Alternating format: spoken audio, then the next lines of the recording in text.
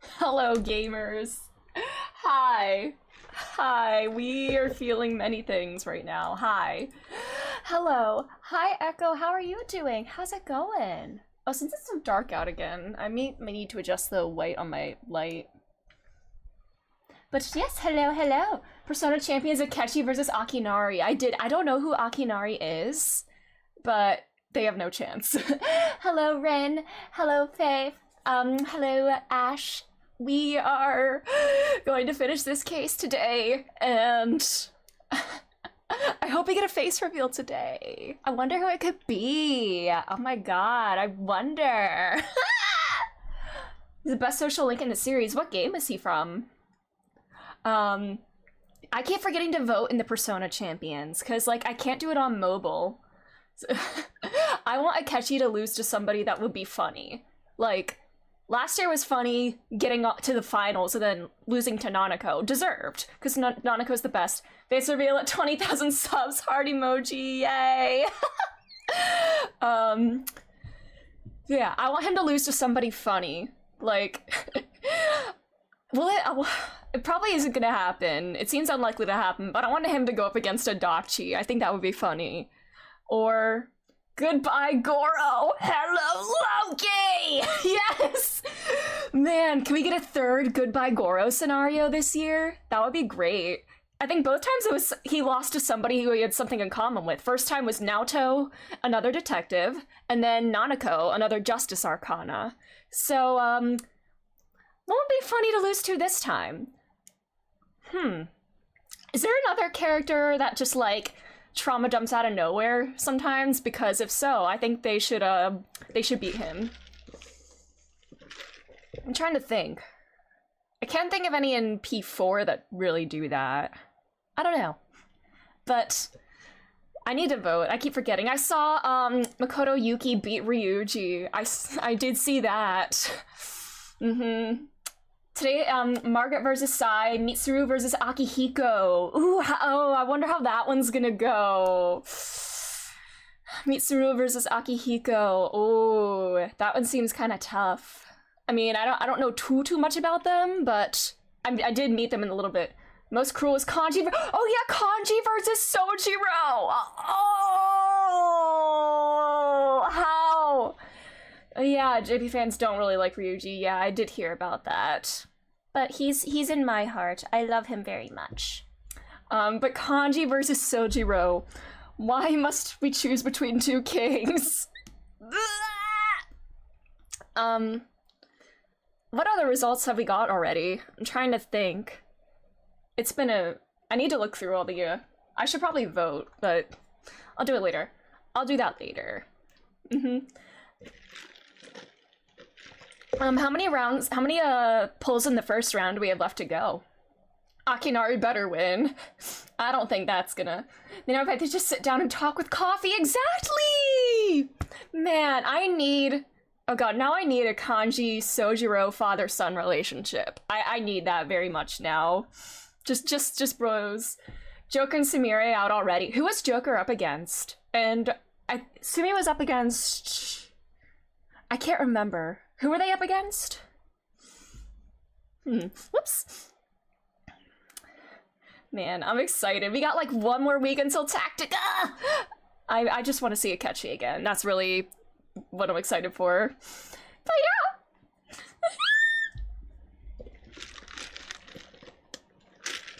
Has Dojima been in the poll yet, or no?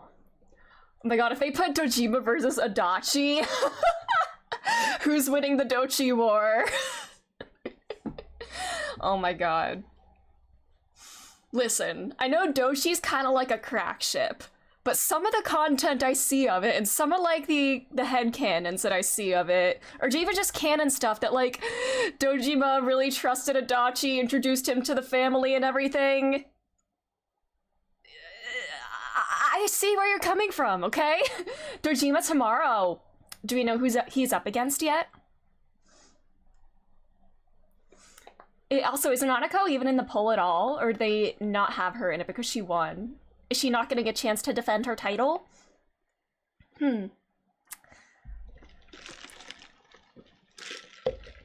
Alrighty. I had an entire comment about how any of my character headcanons be tossed in the trash if the crack ship is funny enough. I like that. I appreciate that. I think that's great. It's a good rule to live by. How many of it, like, the Herlock Sholmes ships can be considered crack ships? I feel like most of them, but I feel like Van Zeek's might have some, like, more weight to it, and Gregson as well. Like, Samiri lost to Tatsuya. Ah, I see that. Like, all of them, because he's always on crack. Therefore, every ship he is a part of is inherently a crack ship. But yeah, he brings the crack to all the ships. Good for him. Barak being Demier's headcanon, but Van Locke rules over all because it's hilarious. Agreed. Agreed. Joker lost to Aegis. Understandable. Barak, Van Zeeks, and Sholmes is the most popular in Japan. Ooh, interesting. Even more so than, like, Ryunosuke and Kazuma? I'm surprised that, like, they're not, like, the, like, main pairing, I suppose. Probably because Kazuma's been absent so long! I'm going to throttle him today. I'm going to throttle him so hard right now. Well, the most popular Sholmes ship, I see. Yeah, the most popular Sholmes ship. I think that's the one I can get behind the most, as well. Because it's funniest. I think that's the funniest one. Because it's I feel like it's the starkest contrast between personalities, I guess. Like Gregson is very much done with Sholmes and whatever, but, like, he's less, like, cool about it than Van Zeeks. Van Zeeks keeps, like, everything under wraps, you know? Very little emotion showing, where Gregson just lets all his irritation show. There are some hilarious doujins out there. Okay, interesting. I will need to look at all the art and the content once I finish this game. It's taking all of my willpower to not just look up, like, art of Kazuma right now, okay? I miss him so much! But I hope we get to see his face today. I need him to take off the mask. And let's hop into it then. 'Cause, God, where even is my game in my library? There it is. I know that Neria drew Van Locke for a zine and it was so good. Ooh, I love to see that. Alrighty. In this game, oh my god. Guess what? Unable to sync. Steam Cloud was unable to sync. Oh, Jesus. Yes, I cannot wait to finish this. I need all the content.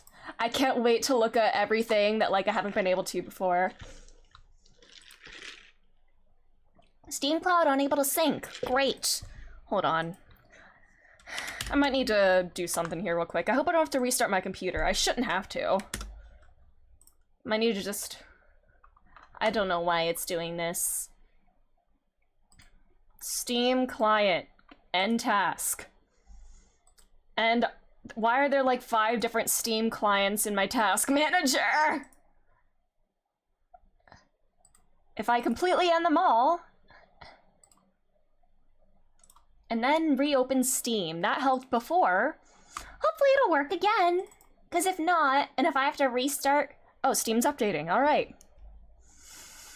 I swear it only does this when I stream. It hasn't done this in a while, but it only ever, like, doesn't sync whenever stream is having a silly day. It is. I saw Twitch was also being silly earlier today. Like, a lot of streams went out at, like, the same time, which is odd. Alright, game, please load and sync. Please. I also played more Baldur's Gate today. Once again, Baldur's Gate is my #1 obstacle to productivity right now. I finished Astarion's quest line. Sign in? What the hell? Am I not signed into Steam? Huh? No, I am. What? Oh, jeez. Sorry, I don't know why this is being weird. Oh boy, Steam Cloud not syncing. What the heck? Am I not signed in? What the heck? I'm just gonna sign out of Steam and then... Oh, God, I could just restart my computer to get this. I don't know why it's doing this. I'm so sorry. I know restarting my computer would probably fix it, and I don't want to do that. I don't want to take too much time. I don't want to do that. But it was work. There's an error connecting with Steam servers. Great. Oh wait, I think we might be there now. I think we might be in. I think we're in now. All right. It was just being a little slow. Alright, I think we're good now. I go talk to wizards and act as a star, and he'll call him bitchless. Oh my god. He teased me in Act 2 about, now it says unable to sync. What the hell? What? Oh my god. He teased me about Shadowheart, because I'm romancing Shadowheart. And today, Halson tried to, get with me, and, like, I was tempted, not gonna lie. But I feel like this particular tab, is meant to be monogamous with Shadowheart. But I may have, done a little save scuffing just to watch the scene with Halson. I did not do it in bear form, though. I did not do that. But it's okay. It's okay, and I have a save file to go back to that if I ever want to watch it again. Anyways. Anyways, that's literally what I did today too. Oh my god. God, something about Halson, you know, like, everybody wants him, you know? You did it with bear form? Oh no! See, I just couldn't. Like, it's funny, but I just couldn't do it. Anyways, I need this great departed soul to take off his mask, and his cape, and his clothes, huh? Anyways, let's go back to this. As the court is aware, this case under scrutiny began with the damaging incident at the Great Exhibition. As we now find her— What? What? What did I say? We find ourselves embroiled in the details of a convicted felon who was sent to the gallows a decade ago. Yeah, hey, I'm just getting into the mind of Ryunosuke. Anytime I play a game, I really like to get into the mind of the character that I'm playing as. And so, like, I'm speaking Ryunosuke's thoughts. I'm speaking what he's thinking. And he's thinking that that man across the aisle should take it all off. Anyways, hey! As seems to be the fate of all trials in which this Nipponese is involved, my lord. I am a method actor, yeah. Let us begin our exploration of the defense's assertion that the waxwork was cogently involved in this matter. Lord Van Zeeks? My lord? Are we still awaiting the arrival of Madame Tuspels? Not at all. She is in the antechamber as we speak, and ready to be summoned. Very well. Bring in the witness. At once, my lord. Bailiff, show Madame Tuspels to the stand. New angle. Things are about to become a lot more intense. If Trevor is responsible, as I'm sure he is, it means he must have had an accomplice in Dr. Scythe. And what connects the pair of them is the waxwork. The model of the professor. And the professor seems to be involved in this Baskerville case. I mean, I'm assuming that based on him using a hound to attack his victims. It's a tenuous link, admittedly, but at present it's all we have to go on. Hi, Oh my god, she's making an actual Sholmes waxwork? And she's doing it on the stand? You know what, she's dedicated to the grind. Look at her! Although it seems to be that she's just stabbing it, but, which I get it. My name is Madame Esmeralda Tuspels. Kitty-chan! Hi Cam, how are you doing? Look at Sholmesy. Soon he won't even need to, he's gonna lose a source of income, so when he can't pose as his thing anymore. I said he liked his bust, this isn't what I meant. I am a waxwork artisan. I'm the proprietress of Madame Tuspel's Museum of Waxwork. You will have to pardon me for working as I testify. My new exhibit must open very soon. Oh, so he finally gets a statue, does he? Now there are two of them in the world. Oh my, what expression is she carving onto that face? Oh, you're such a good assistant. Exhibiting busts? Yep, this is an Ace Attorney game indeed, yep. We're already in it. A number of days ago, a particular waxwork model was stolen from your museum. Can you confirm this? Oui, that is true. At first, we believed it had been kidnapped. A waxwork model? Something recognizing him from the shape of his bust. Me with Kazuma. What? Yes, my lord. There was a demand for ransom money left behind by the culprit. However, according to what I've just been told outside the courtroom, that was not the true reason. I understand it was utilized as a substitute for the body of a murder victim. At present, that is no more than conjecture proposed by the defense. This is the victim of the case in question, Mr. Odie Assman. But of course, I know him well. He is a part of my odious personages exhibit. Odious indeed. I detest to say what is evident, but Mr. Assman does not resemble the professor at all. Opa's Twitch in the middle of a restaurant, just breathe. Hi! Hi, Neri, how are you? Perhaps our faces are very similar. Are you suggesting that we should see the now demasked visage of the professor? There's somebody else that needs to demask here. I have here the key, but it is strictly forbidden to open the lock. This is absurd! Oh, I can't hear anything but Godspeed. Thank you. Pardon? I don't know what face you've carved onto your fancy figure beneath that mask. He doesn't want to see it. But clearly it won't be that of the actual he just doesn't want to see the face of the guy that murdered his brother. Indeed. Your PC battery is low? No, it is not. My computer's just stupid. It's plugged in at 100%. The man's identity was never made public after all. The trial took place in a closed court. The proceedings were strictly confidential. Plot twist, there's no face carved underneath it, because nobody knows what he looks like, not even her. She wasn't even given permission to know who he was, and so it's just like a faceless creature. And so they put a mask on it to keep the air of mystery about. The condemned man was summarily executed. His identity remains a closely guarded national secret. There is no possible way that a repository of tawdry exhibits could get its hands on that information. Don't insult her work! Quel dommage! Competitors have to be fully rested but not rested enough. That is a mood. It would seem you are unaware of the two spells' principles. What principles? The family Two Spells has always prided itself on sculpting its models à la perfection. Every detail, including the visage, is fashioned with complete fidelity. Et voila, our principles. Oh yeah, they sculpted faces based on actual corpses. The mask is waxed too and it's fused to the head. Yeah! I guess we'll never know what he looked like. There is a well-known legend about the Two Spells waxworks from the time of the French Revolution.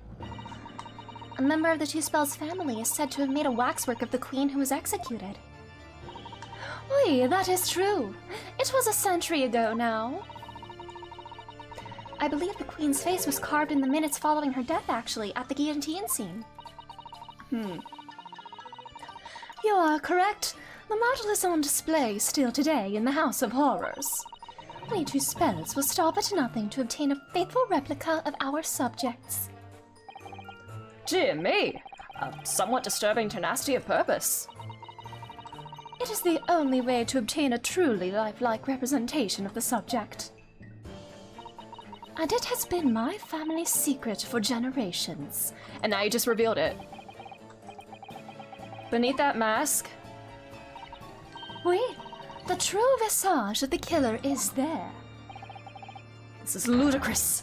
It's out of the question. The professor spread terror throughout Great Britain. As a result, the Madame Two Spells special exhibit remains extremely popular even today. The killer, emerging from his own grave. It is a sight to behold. You should come. Yeah, give me your money. I think, madam, it would be beneficial to hear your formal testimony on this matter. You will explain every detail of this macabre model, and your personal involvement in its creation. With pleasure. She's gorgeous.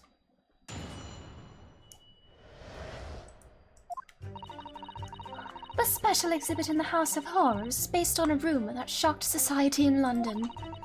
An impression of the visage was taken directly from the corpse, in accordance with Tuspel's family principles.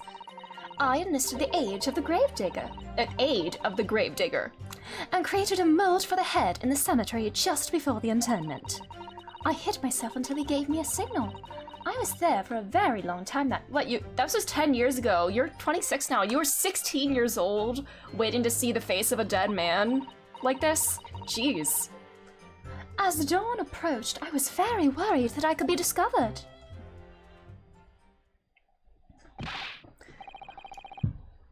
The gravedigger? The man sanctioned this? Oui, I will do all that is necessary to achieve the true resemblance my family is celebrated for. Nobody else knew, only the gravedigger. What harm did it do, huh? So you truly saw it? The face of that monster? Naturally, I was aware at the time that his identity was a secret. But Tuspels would not be Tuspels if we did not insist on absolute fidelity to our sculptures. I don't believe this. I myself have seen the special exhibit at your museum, madam. A truly blood-curdling scene in which the murderer is emerging from his own grave. The scene it depicts was the subject of many rumors in London 10 years ago. I have here a newspaper from the time. Rawr!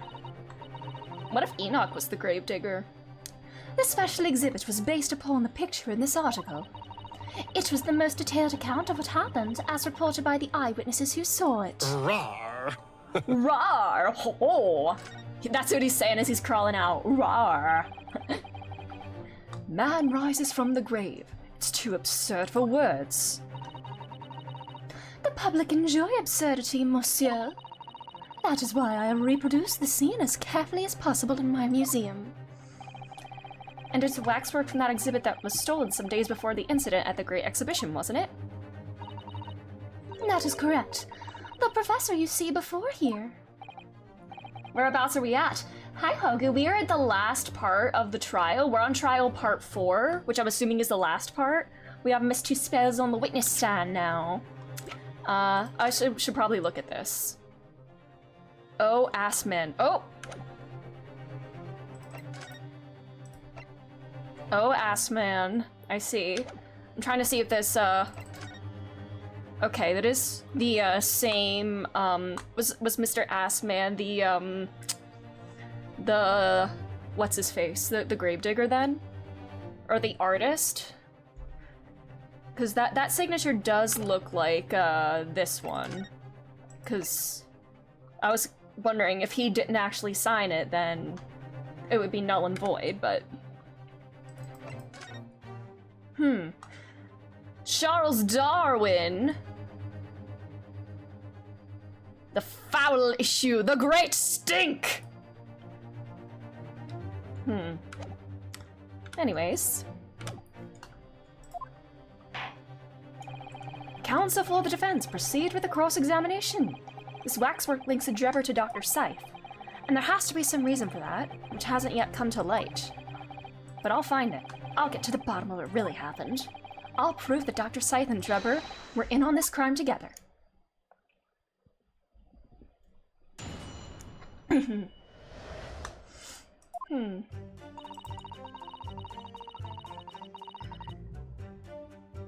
I guess the room of him coming back from the grave.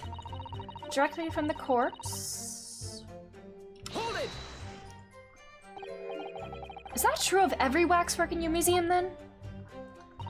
It is. Assuming the subject is dead, of course. Live subjects have to cooperate in a similar way. I have letters from imprisoned criminals all the time, you know. What sort of letters? When my time comes, please make a waxwork of me. Comme ça. Oh, that's kind of morbid, yeah. Memorialize me in your house of horrors as a heinous criminal. My museum is famous, monsieur. I guess some people want any sort of notoriety, even if it's bad. To be made into a waxwork is an honor, and for some criminals, a symbol of status even. Because nothing says hardened criminal better than wax. I mean, wax is hardened, so, It is made of hardened wax. So she's quite literally making hardened criminals. And it is thanks to one killer in particular that my museum has gained such popularity in London. I refer to the star of the special exhibit, of course, the Professor. Whose form you have claimed to have captured by taking an impression from the actual corpse. There are no exceptions to the principle of two spells. Alright, do we know the name of the gravedigger? Hold it! Surely that's illegal, isn't it? She did it for the art. It would seem the proprietress of this repository of novelties was blinded by monetary greed. She's dedicated to her craft. Respect the art. It had nothing to do with money. The man is part of London's criminal history. That is why I had to sculpt him, to record this history. It is the raison d'etre of the Two Spells Museum. But if the man was convicted in a closed court and sent for immediate execution, then surely nobody but the members of the judiciary present know the killer's true identity. I assure you, behind that mask is hidden the true face of the Professor. Do you realize what you're saying? The Professor's identity is a national secret! Oh, no, we can't reveal another national secret in court. Well, if we do, it can't be Ryunosuke's fault. I understand. And now that the truth about the special exhibit has been revealed, it must perhaps close. Sag. Of course it will, as will your entire museum if you don't tread very carefully, madam. That could be another interesting chapter in the history of my family, I think, don't you? So, 10 years ago, on the night of the Professor's execution, you took a wax impression of his face from the corpse. Oui, exactement.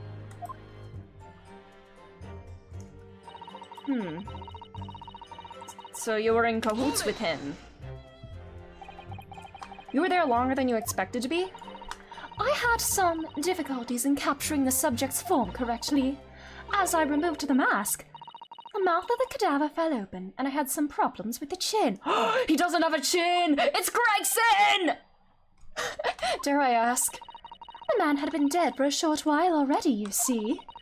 His muscles were relaxing, and consequently, his chin would not align itself correctly. Oh dear, what a horrible thought. Under normal circumstances, I would have an assistant with me. However, that night I was alone, and as a consequence, I missed my preferred window of time. What do you mean? When I take the impression of the visage of a cadaver, I always wait until 3 hours after death. Why 3 hours? Is a rigor mortis? That's when it starts setting in, I guess. It's the name given to a phenomenon that occurs in recently deceased bodies. As a rule, 3 hours post-death, the muscles in the body begin to stiffen.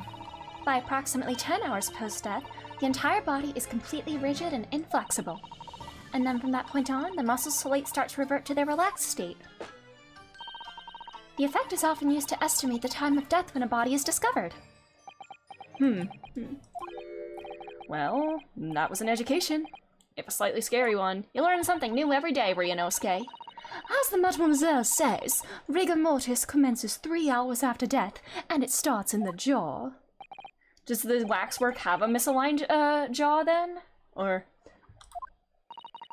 Before that time, the mouth falls open, and it is very difficult to do my work. It's getting hard for me to do my work with all this talk of corpses. Former corpse, give me strength. Although you were never a corpse! Wonder about the information the corpse just heard. It's gotta be significant. The information about rigor mortis that you just shared with us, would you mind including it in your formal testimony? I believe it could be significant, you see. Of course! I do not mind at all. I can't help feeling that after this latest topic, the atmosphere in the courtroom has become extremely grave! Oh, suicidal joke! There is always time for a good joke. She's taken after Sholmes like that. Oh! Alright. Men testimony. Bien sûr. It took me a very long time because it was for the onset of rigor mortis. Alright, I might press that again. But this has... his jaw is closed by this, but I wanna look at this. Death by hanging at midnight. Confirmed at midnight, so this would be like between midnight and 3 a.m. I guess. Rigor mortis being the phenomenon you described, whereby the corpse becomes still after death. I think you said that it starts at the jaw about 3 hours post-death, is that right? Oui, c'est ça. Of course. The exact duration depends a little. Oops, I clicked too fast. Depends a little on the season. Yeah, I didn't realize the Wexford Artisan would be so well versed in the subject. No, no. That is only elementary knowledge in the field of legal medicine. Yeah. Forensic science is new to everyone. I could ask my father to give you a very simple primer if you like. I think corpses should be your domain. I'm not good with them. Oh dear. I'll do my very best. Okay.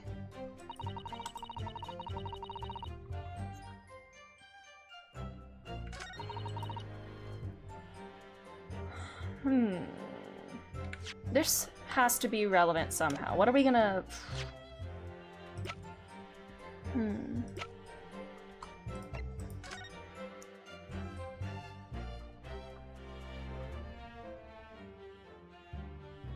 I mean, in this, the jaw isn't hanging open, but this is also just a sketch.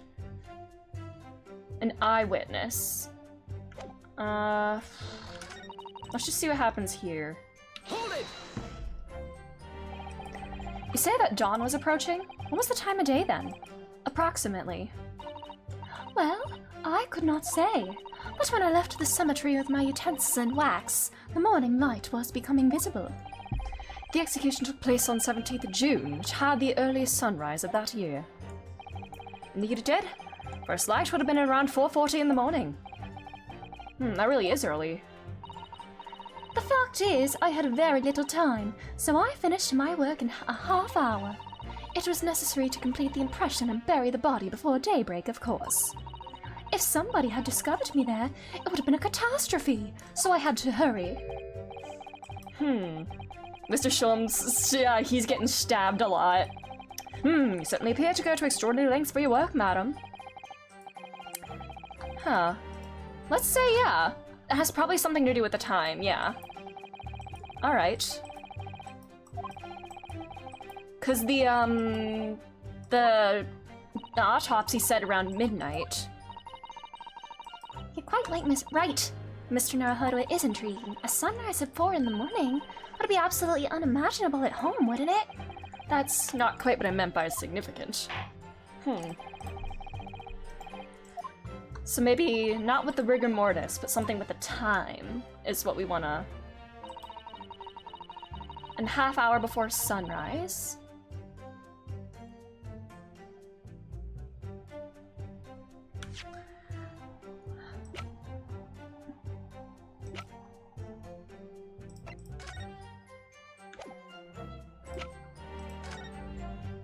Confirmed at midnight.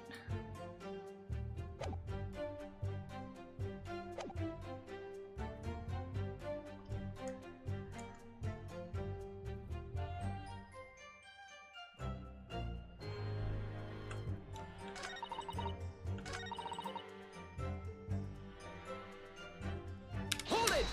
Huh. Did you have a reason to believe you might be discovered once the sun came up? I had paid the gravedigger money to keep my little secret, of course. But with the morning light, I knew that the warden from the prison would commence his patrol of the area. Couldn't you just have paid off the warden too, then? I had already paid the gravedigger, as I said. You cannot buy the silence of everyone, or the secret is no longer a secret, oh? The sunrise was at 4:40 a.m. that day, which means it had been around 4 when you began your sculpting work.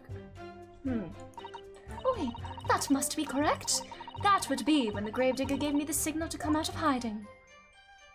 So that would have been post when rigor mortis had set in. If it was, that would have been 3 hours past midnight. 4 hours past midnight, just to be specific. Are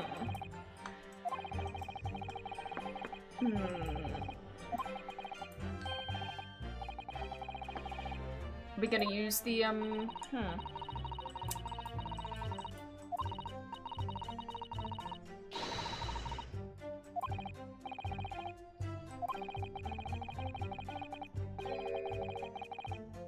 Yeah. 'Cause his brother! Huh. He has a profound connection with the professor as well. I'll try... I mean, let's try the autopsy report on this. This may not be it, but it does mention the time of the death and everything. Objection! Yeah.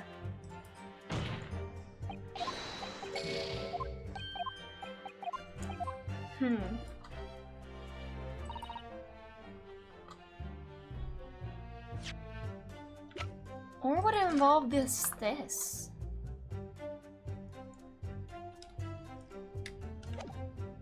An eyewitness account. I can't, like, read the article, really. But...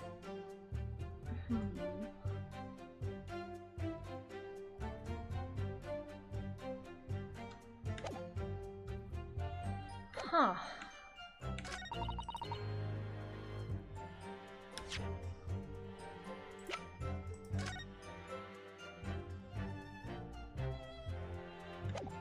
Would it be this? Would I use it here? Objection! Okay, yeah, it would have already set in, wouldn't it? Madame Tuspels, I have here an autopsy report that was filed 10 years ago now. It confirms the death of the professor following his execution at the gallows. And? Is that a problem? I believe it is. Because your testimony in a particular detail. Something with the neck stuff? Are you going to explain yourself, my Nipponese friend? According to her testimony, Madame Tuspels was creating a wax impression just before dawn. Oh yeah, time. And at the time, rigor mortis had not yet set in. Am I correct so far, madam? Yes. As I said, the stiffening of the jaw is the first sign of rigor mortis 2 to 3 hours after death. But the man's chin was limp, so he cannot have been dead for a long time. But on the other hand, if you look at Dr. Scythe's report, it quite clearly states the following. Death by hanging confirmed at midnight, 17th June. No! If the professor indeed died at midnight that day, then by the time you were sculpting his face, rigor mortis would have already set in. Oh, wait, yes, you are right. The chin, it would have been completely stiff. Did she fabricate the professor's death? The professor's still out there. He's gotta still be out there. Objection! That's not the real body. I don't know! I don't know! Is the professor really still out there? Is this crazy? No coroner makes mistakes in recording the time of death. The very idea is absurd. Is Enoch or Assman the thing? Has Ix always had that outfit? Yes, he has. Hello, how are you doing? There's only one possible conclusion. The execution didn't actually take place at the stated time. Impossible! People are bad at staying dead. They really are. There's more than one great departed soul that's returning in this case. Not only do you indict the author of the report, Dr. Scythe, but you also implicate members of the savage Barclay prison where the execution took place. By heck! Extraordinary! What am I doing? My learned friend appears to have overlooked one very crucial fact. Yeah, so much for the departed soul, Sag. Are we talking soul fish or like the soul of a shoe? The professor died that night, without question. He did! Of course he did! I moved the man's limp jaw with my own hands. I swear to God, if they buried somebody else, if they, like, one of his victims or something, If the face under the mask is Van Zeke's brother, if So Clint's face is under the mask, and they just did that, like, they put his body in the grave and everything to, like, cover it up. The masked man is. I don't think it's a crackpot. It's not. It is most definitely 100% him.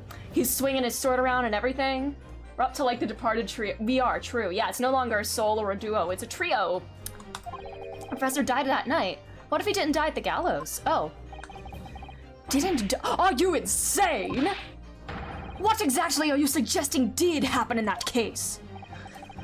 It's almost impossible to believe, but it would explain the link between Dr. Scythe, the professor, and that one other person of interest.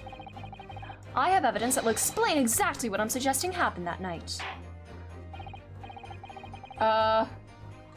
Is this a special belated Halloween episode? I mean, we do have a little spooky lady. The evidence allegedly explains what really happened. Oh, Jesus Christ.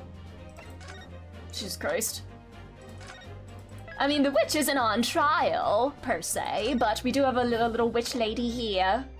And she's very gorgeous.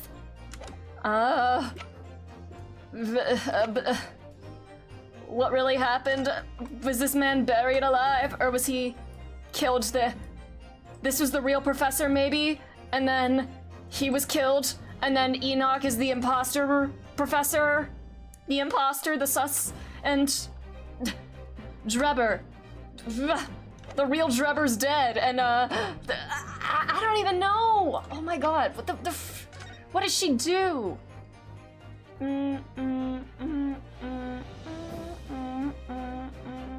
Yeah, there's 10 asterisks, but like, imposter and sus. I'm loving my theories so much. I don't know what to believe. There's so much happening. There's so many things to think. I don't even know. Oh my god.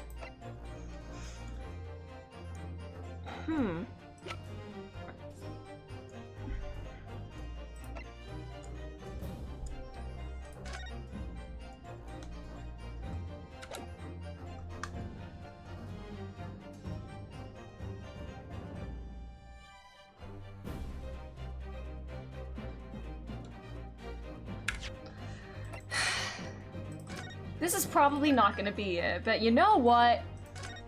Let's roll with it. You know what? Take that! What happened that night is written very plainly in this newspaper. Oh yeah, he got pew-pewed. Returns on the dead at night at local cemetery. You're suggesting it was a corpse coming back from the dead now? Well, if this article's... Oh yeah, we had to read the little side thing on it. The professor assumed dead following his execution, emerged from his grave and was killed again. Objection. I am taking... Yes. Yeah, I have a whole playlist of all my VODs. Don't be a fool. That's simply a rumor published by the gutter press. Can you be certain of that? Are you serious? The point is, as the article says, there was a witness to what happened. My word, yes indeed. My way! A young man who stole into the cemetery by chance that night. Objection. Of course there was a witness. The story didn't write itself, but obviously the man made it all up. And in any case, this was 10 years ago now. There would surely be no hope of finding him. Oh yeah, we have a French lady here. On this French warning. On the contrary, my lord, we all know this witness well. What? Are you suggesting, counsel, that you've identified the person in question? That you know who claims to have seen these utterly incredible events take place? Yeah, not just John Armstrong, we got more French here.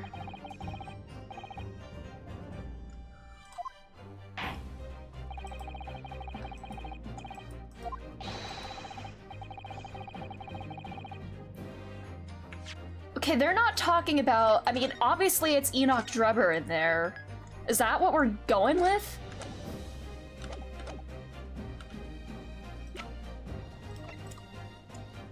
Take that! The man in question is Mr. Enoch Drebber. Drebber? The previous witness? Special exhibit in the House of Horrors at Madame Tuspel's Museum of Waxwork recreates that decade-old scene in great detail. the condemned criminal emerging from the grave, and beside the tomb, a young man with a lantern stumbling upon the terrifying sight. And that young man is the 10-year younger Mr. Enoch Drebber.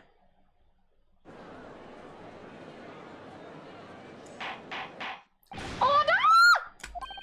Surely not, Counsel. Drebber was there, in Lowgate Cemetery. What is all this talk about, Mr. Drebber? Is the name significant?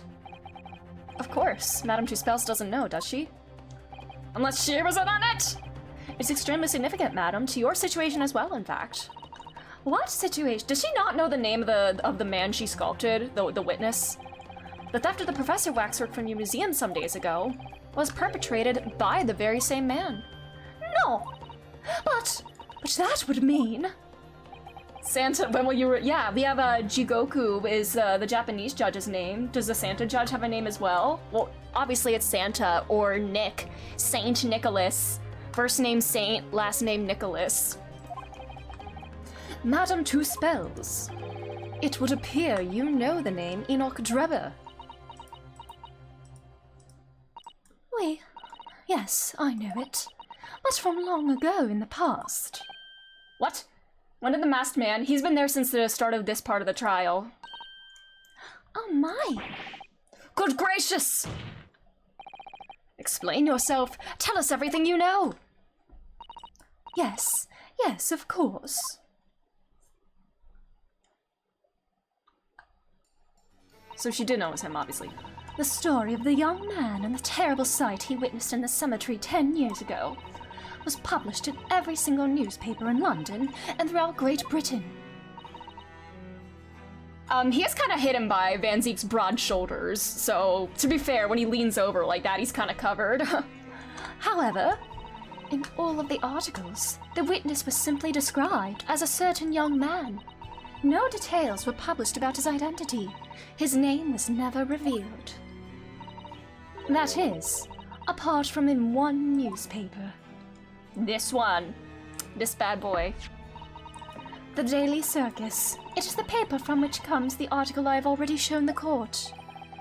You're saying that his full name was only publicized in that article? Goodness me, yes, here it is. The university student who experienced this shocking event is Mr. Enoch Drebber, a disciple of science at the University of London and a resident of its student dorms. Unbelievable! When I read the article, I went to meet with the man. His discovery of the condemned criminal coming back to life in the cemetery in the dead of night would make a perfect exhibit for my house of horrors, whether it was the truth or not. I see. So you went to meet Mr. Drebber in order to sculpt a waxwork of the man, did you? Exactement. He was studying science at the University of London in those days. He was just a poor student. I paid him £5 to model for the waxwork. And since that time, it has been in my museum to recreate the scene of terror from the cemetery. Oh no, it's Twitch buffering! No! Also, I apologize if I randomly, drop frames, because sometimes that happens.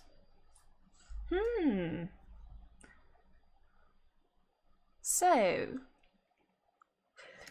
Mr. Drebber would also have to know the face of the man. So 10 years ago, a young man appeared to the public about an extraordinary event he'd witnessed. A criminal who'd been put to death, re-emerging from his grave in the middle of the night. But the public treated his claim as nothing more than an amusing anecdote that was soon forgotten. 10 years later, the same man steals a waxwork model of the executed criminal, ostensibly to use as a body double for the victim in the case we're discussing here today. Even though the waxwork's build is a poor match for the victim, and his face is obscured by a mask. So the question is, why would the man do such a thing? Which brings us to 3 days ago, when the birdcage crashed into the Crystal Tower. If the birdcage had in fact contained not the body of Mr. Assman, but that same waxwork, the coroner from Scotland Yard who investigated, Dr. Scythe, would have noticed immediately. And yet, she submitted this autopsy report for the victim, which the court had seen earlier. Why? Because the waxwork was that of the professor. Is that what you're saying? Dr. Scythe put her name to a document confirming the death of a condemned criminal who was still alive. a criminal whose apparent resurrection was witnessed by Mr. Drebber. But that misconduct was a deadly secret the coroner would do anything to protect. Which is precisely why Mr. Drebber used that particular waxwork as the body double. Ah! So, blackmail of sorts? So, like... I'm a little confused, yeah. Yeah. Just the coroner, yeah.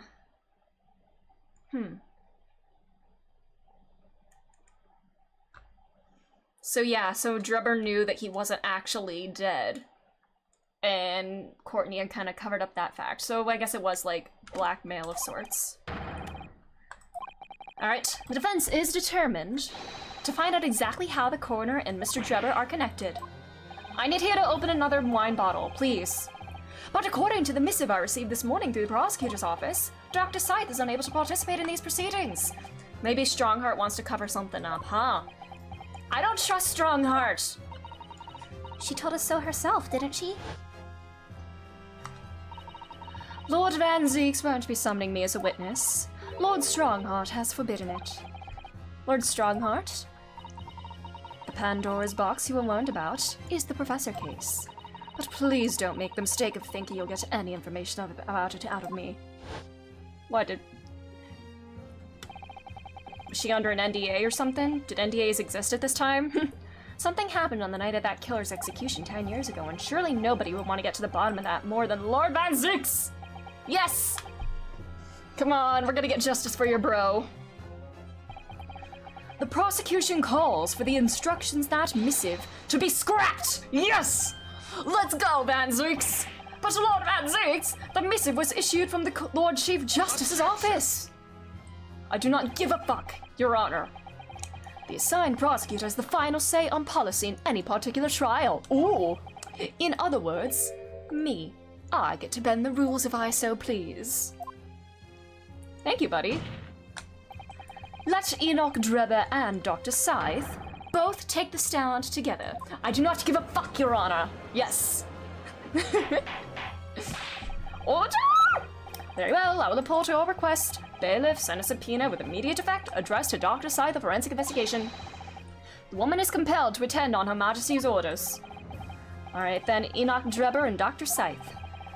If they weren't colluding with one another, this crime could never have been committed. I'm just a stone's throw away, I can feel it. The truth behind all this is about to come out.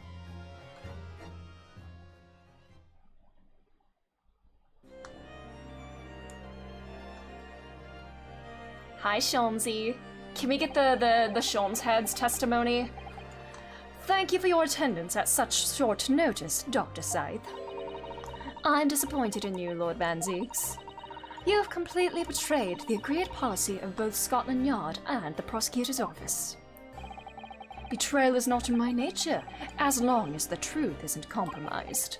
It is, if there's even a hint of wrongdoing, then no matter whom it concerns or disgruntles, I will pursue the matter to the bitter end, as would any prosecutor worth his salt. Whoa! Damn. Really is like post-Game 1 Edgeworth. Mr. Drebber, you took the victim's life by means of a machine that you constructed in your workshop. And Dr. Scythe, as the investigating coroner, you were the first on the scene to examine the victim's body.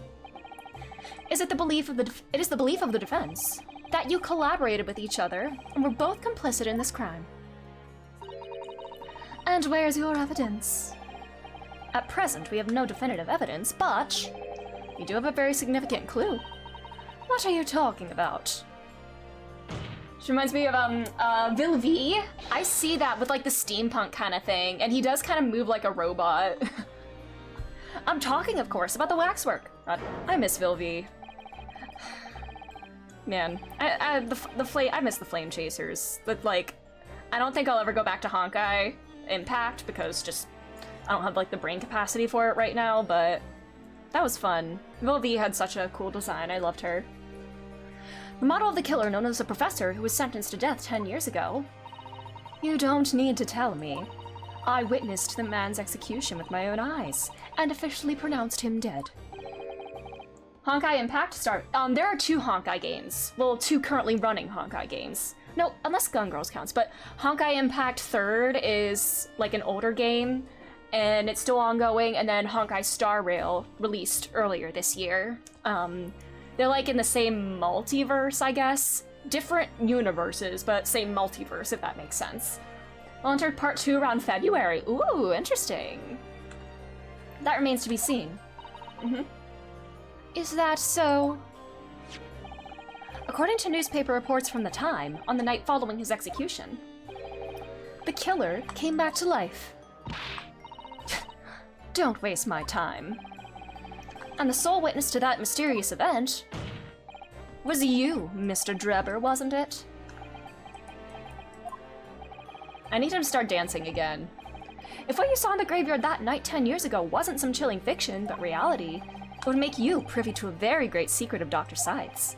A secret so profound it could compel the coroner to agree to collaborate in your evil scheme, in fact. Mr. Drebber, tell the court. Tell everyone the truth of what you saw that night in Lowgate Cemetery. No. So he was the student who saw it. So much white-haired gender on the witness stand. Literally, yeah! Including the Sholmes head. But yes, they are so gender, both of them. Enoch and Courtney.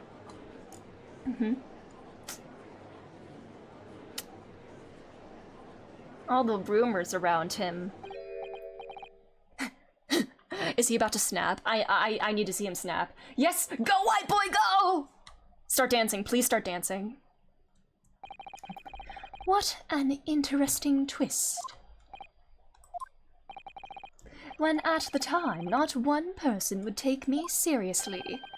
Yet now, here we are, 10 years later, and suddenly my story matters. And in a court of law, too. Yeah, there we go. Very well then, if everyone so wishes. Ooh! Let's be frank. I'll tell you the truth of what happened that night, for what it's worth. Whoops, I bonked my mic as I was, banging to the music. So, Mr. Drebber, your testimony, please, about the events of that night 10 years ago. You will tell the court exactly what you stumbled across in Lowgate Cemetery. This is the final case? No. There's 2 more cases in this game after this one. Shaking my ass yet again! That is such a banger theme song.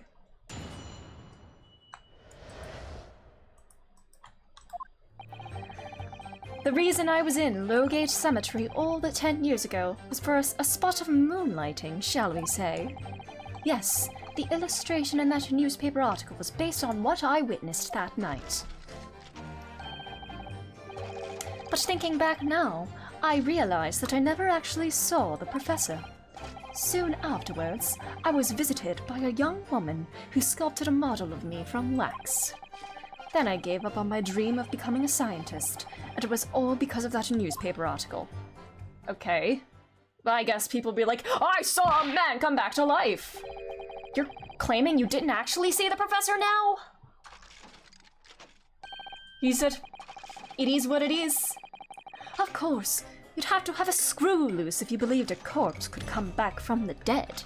So much talk about people coming back from the dead in this case. Surely this is does not have a double meaning. Yeah.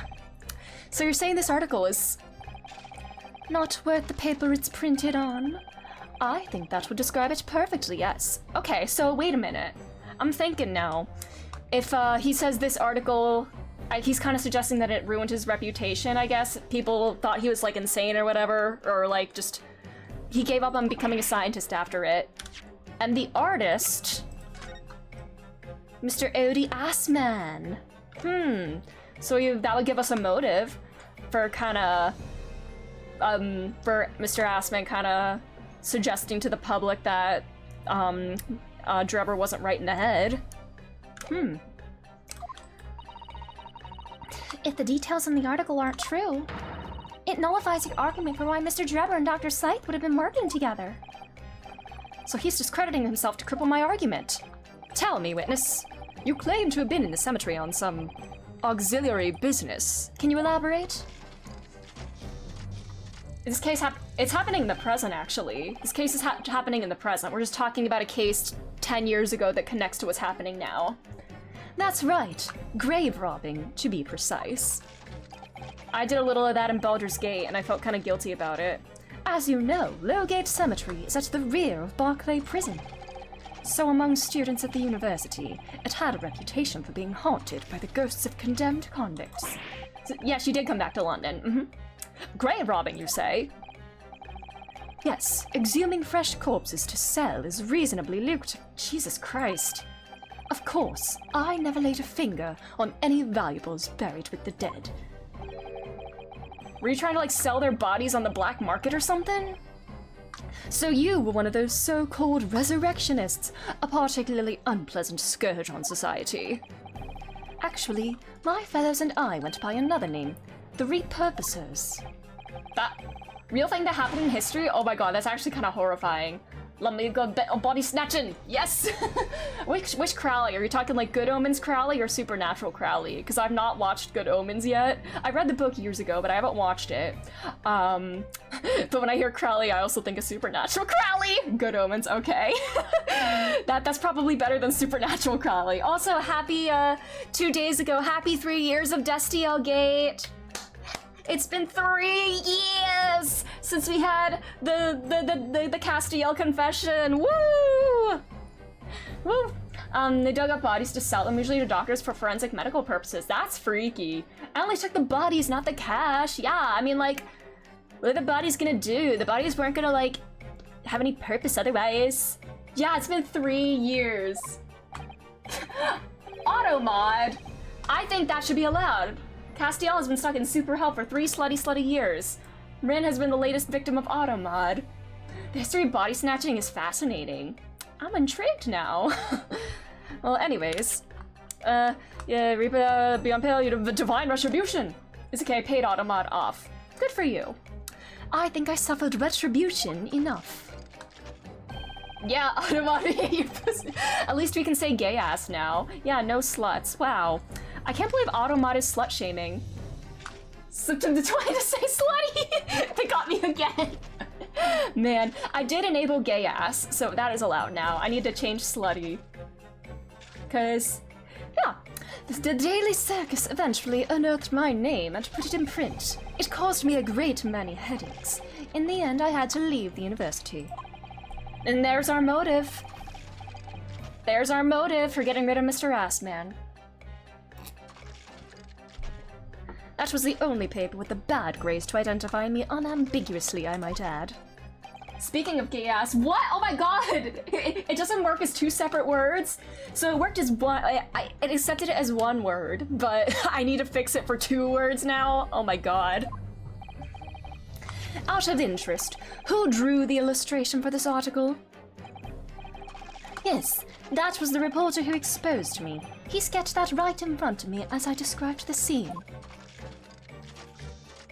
Hello, LGBTQ community. Speaking of gay ass, Goro Akechi. Oh my god, is it a coincidence that gay ass and Goro Akechi have the same initials? Interesting. Obviously, as time ticked on, I bitterly regretted what I'd done. Claiming to have seen something I never truly saw. Foolish. Very foolish. Well, there are no coincidences! True! Well, counsel for the defense, you may proceed to the cross-examination now. At once, my lord. Oh man, that was an era. That's like old Tumblr era, sheesh. Speaking of which, oh yeah, also, I've been thinking a lot about old Tumblr era, because I've been on Tumblr for over 10 years at this point. And I remember soon after I joined Tumblr, the first season of Attack on Titan aired, and I watched it around that time. It was like one of the first anime I watched, like being conscious that it was anime, and it just ended.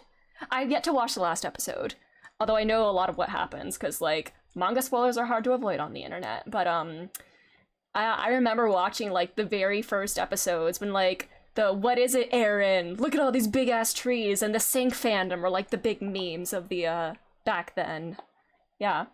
Medical students had a difficult time acquiring the bodies due to increased study and the ensuing demand, and Christian and clergy attitudes at the time of not wanting parish members dissected, so used a lot of... Ooh, interesting. Sheesh. That's very interesting. Kind of morbid, but interesting. Shout out to hearing that Levi died on Tumblr and then thinking that's actually what happened for about 3 years until someone told me he lived. I had that experience with Haikyuu. Because when I haven't read the manga, but I know all about the Deadchi jokes, the Daichi death jokes, and I thought that was a manga spoiler and that he died years later during the time skip. But no, they're just memeing about his injury in not Act 2, Season 2. Is this, yeah. Yeah, I really thought that was actually the thing. But no, it's just a joke. A joke that I had already seen. The super triple homo spike serve! Yes! Man, death by super triple homo spike serve. What a way to go out. It killed him! It got his eyes! And his kneecaps! Alright. Yeah. Grave robbery. Newspaper article.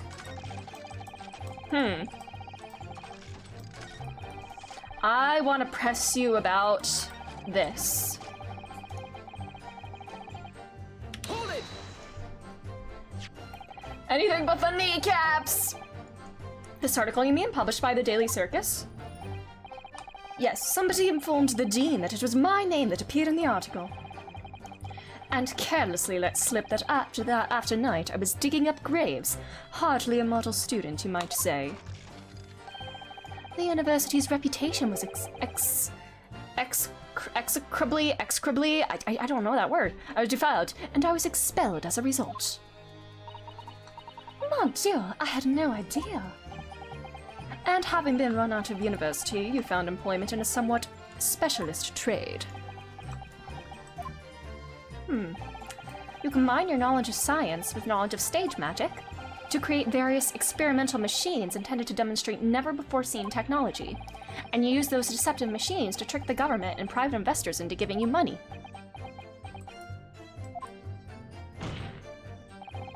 Professor Albert Harebrain was just your latest victim, wasn't he? Whatever are you talking about? I have no recollection of doing anything of the sort. Okay. So that didn't give me any new information about the article, but I'm sure it has something to do with Assman's name being in the illustrator and everything. If he admits to have seen the professor emerging alive from his grave 10 years ago, it will expose a secret in Dr. Scythe's past that she would desperately want to hide. If Drebber and Dr. Scythe are working together now, then if Drebber were to betray her, there'd be no reason for her to continue to cooperate. There's only one way around it. I'll have to prove he really did see it. Okay, something about him proving that he really did see it coming back. So maybe not the article just yet? Or I don't know. Hold it! Or we'll see. The strange happening at Lowgate Cemetery, which you now deny. Not entirely. I ran to fetch the police at the time, you know. I was shaking like a leaf. But they didn't believe a word of it. In fact, I was very nearly arrested myself. So you went to the papers instead? I started big with the London News, but unsurprisingly they didn't want to know either. In the end, though, it was reporters from the gossip rags, the gutter press, that came to get my story. I'm gonna gaslight someone into believing his own truth after he gaslit to tell a lie? Who knows? And it spread like the plague through the capital as gossip-hungry Londoners lapped up the tale. The story was in every single paper at the time, with the exception of some broadsheets. And yet only 2 or 3 of them actually interviewed me personally. Most of the accounts turned out to be very interpretive ghost stories. What about the article in the Daily Circus? That particular journalist found me at my dormitory. I don't know how, but he had discovered my name. So I recounted to him exactly what had happened that night. Oh, ass man. And from your description, he drew this illustration. Precisely. That's how I learned that the condemned man was the infamous professor. Because the reporter told me so. I had no idea myself, you see. Newspaper reporters are wont to snoop around in matters that don't concern them. So the scene portrayed in the illustration is accurate, then? Well... Okay. Alright, that didn't give us any new info to go on, but... Hold it! Let's keep pressing. What are you talking about? I think I explained already, didn't I? Lowgate Cemetery is at the rear of Barclay Prison, so it was renowned amongst us. Among Us? Among Us jump scare. They're being haunted by the ghosts of condemned convicts.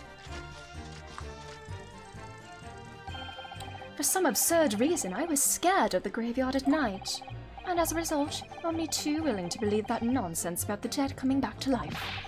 But you said you actually saw it! Okay, Mr. Frank saw it. I said what I'd seen in my mind's eye. After all, resurrection is impossible, isn't it? You'd have to be unhinged to think otherwise. Unless, of course, you have some evidence that proves I encountered the professor that night. Two people... all this talk about resurrection. I see why they made him come back in this case. But, some evidence that he saw... Yeah. Huh. Let's see.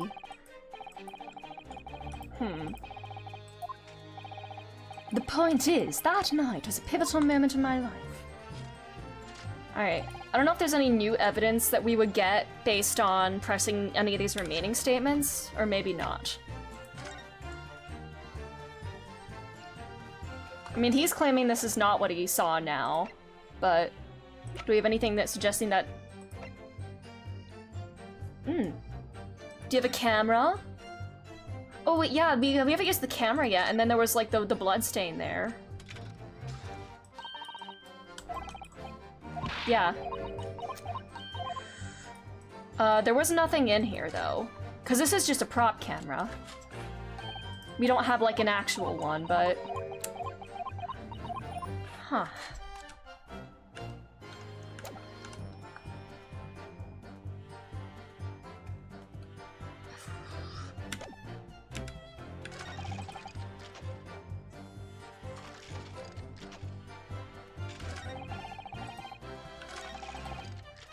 This might be a bit of a stretch. Chiru-chan! Hello, Vice. How are you doing? This might be a bit of a stretch since this is assuming it's a prop camera, although there is a bloodstain on it, but still. We don't have like an actual camera of his, so this might be a stretch. Objection! Yeah. Hello. Kazuma, give me strength. Take off that mask and kiss me. Alrighty. Something suggested... Objection! Oh, it is just the newspaper? It literally is just the newspaper again. Are you serious? I love overthinking. I really love that I overthink a lot. Man. Oh no, please take care of yourself, get some rest, do what you gotta do. I'm so sorry. And I have to go pee, actually. I'll be back in a moment. I'll be back in a moment, and yeah. I'll play an appropriate song while I, hold on. Alright. An appropriate song for tonight. I'll be back.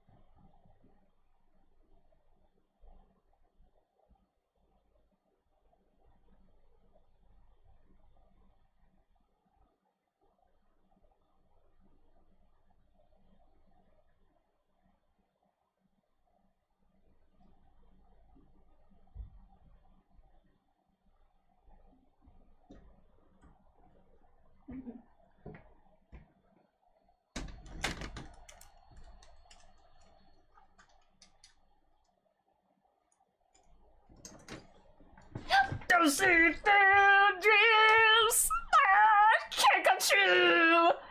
But your boyfriend can come back from the dead. Wait. I kind of regret saying that now. To talk about boyfriends coming back from the dead with that song playing. Anyway. Anyway. I hurt my feelings with that one. Don't believe what? Your latest claim. You did see the professor on that night 10 years ago. Oh dear. We seem to be at odds, but I was there, and you were not. I know what I didn't see. Boyfriend resurrection, yeah. I'm kind of familiar with the concept. Yeah, the illustration was drawn based upon what you told the journalist you witnessed.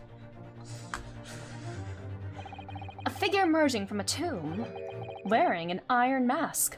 Oh, that's a mask?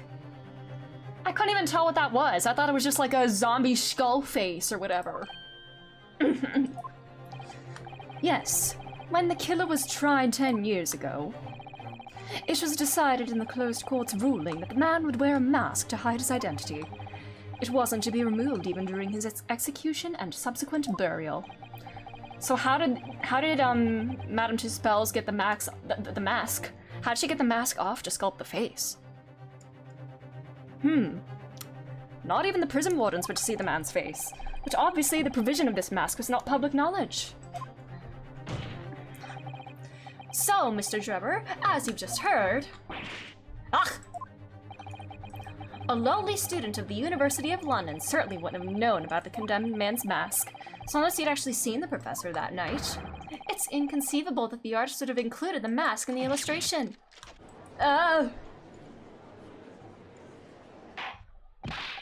Order!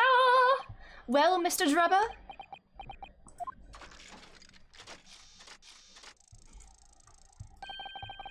It's a vile scene, isn't it, if you look closely?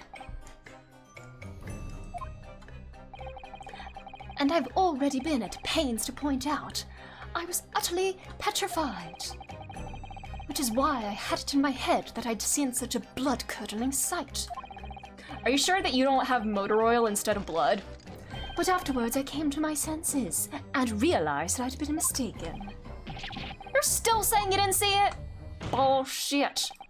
If you're stubbornly sticking to that story, witness, then amend your testimony to explain exactly how you think your eyes deceived you.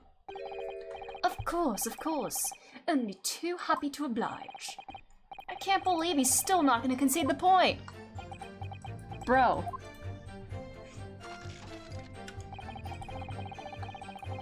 A fellow grave robber, you say? What are you talking about? Well, I wasn't the only one busy in the cemetery that night, you know. Other body snatchers were at work. Of course, when I saw one emerging from the hole he dug, my heart nearly stopped. So that's the terrifying sight I actually saw, you see. You're claiming it was just another student on equally insalubrious business as yourself? Many of the medical students wear metal masks to protect them from bacteria during dissections. Clearly, the fellow was using such a mask to protect his anonymity. Wouldn't you say? But there's more to the story, isn't there? The article goes on to say, in the next second, a gunshot rang out suddenly from behind. The bullet pierced the resurrected man's chest, whose breath then stilled once more. We might assume that the sexton discovered the miscreants at work, perhaps, and fired upon one of them. Jesus! That's kind of a lot. If a gravedigger had shot someone in a cemetery, I think it might have been rather big news, my lord. Ah, yes, well. I can only assume it was an embellishment. Strange. Excuse me. Strange. Madame Two Spells, don't take it out on Mr. Sholmes. She just stab. Oh la la, pardon. I was lost in my thoughts. Would it be fair to say that Mr. Drebber's last remark was significant to you in some way? I thought it was a little strange, that is all. How Monsieur Drebber could claim this now. If If you don't mind me saying, madam, what are you talking about? Well, when I met you 10 years ago at your university dormitory, you recounted to me about your adventures in the cemetery, no? Including the gunshot. Ooh! Stop! You violated the law! You might want to watch your tongue, you know. Objection! Are you threatening her? Have a care, Drebber. That's no way to speak to a lady. Oh my god, Van Zeeks is a feminist! Rawr!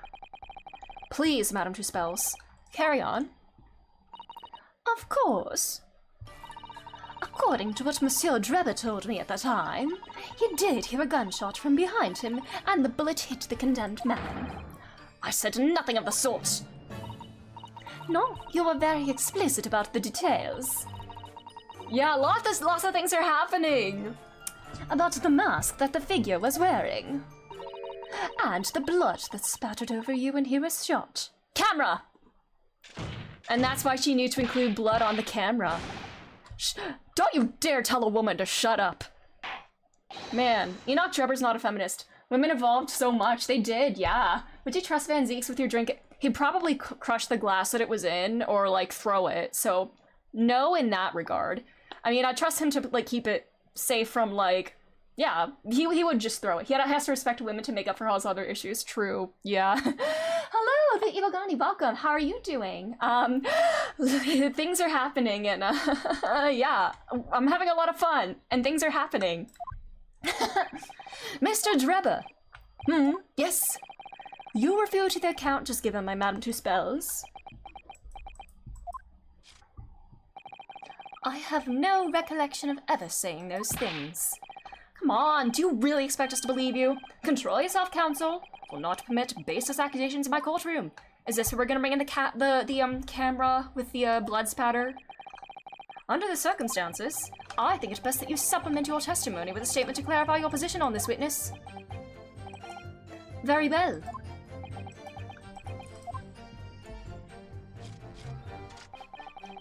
There was no gunshot from behind me at all, nor any splattering blood. Again, this is just a prop, but if he told her about the blood, she would include it in his prop. I'm having a lot of fun. I am having fun and feeling stressed. They're not mutually exclusive. Objection! Are you... Okay, I'm reloading. I should press on that, actually. I don't want to make him look too foolish in front of Kazuma. Once again, I'm jumping the gun. No spattering blood, you say?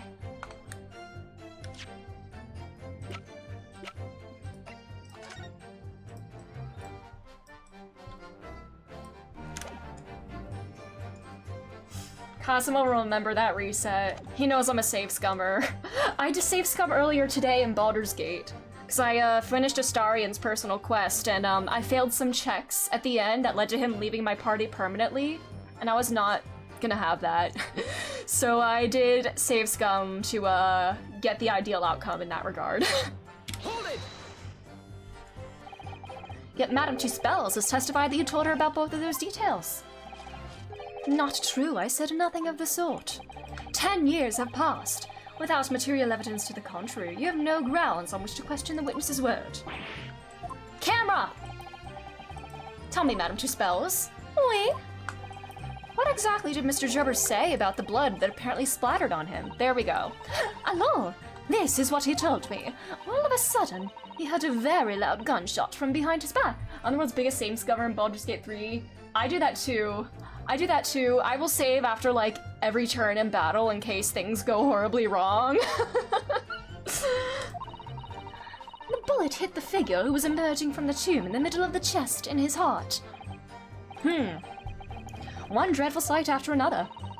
And since Monsieur Drebber was at the time facing towards the condemned man, the blood sprayed from the wound and spattered on his body. That is what he told me. So, not an experience you would ever forget, is it? Precisely. And I didn't forget it. Because, as I've already said, it never happened in the first place. Then why'd you tell her? Are you claiming she's a liar? Don't call a woman a liar. Camera! Alright. God damn.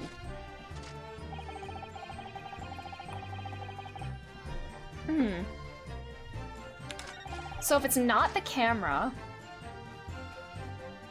Do we have anything else indicating a blood spatter by chance?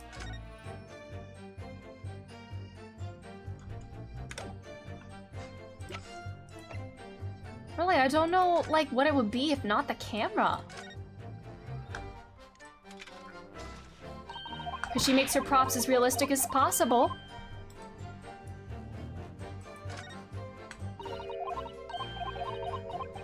I mean, we already got all the info out of this, so...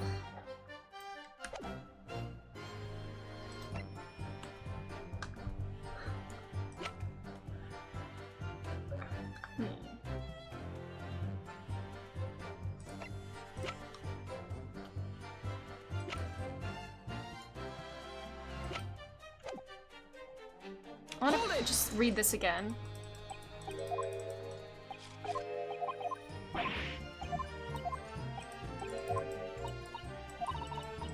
A gunshot from the back hit him in the chest. And he's facing towards him. Spattered on his body. Okay.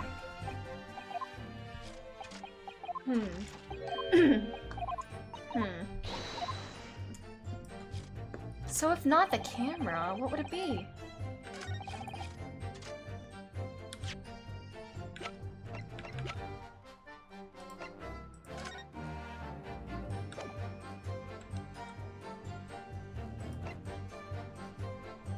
Objection! Yeah.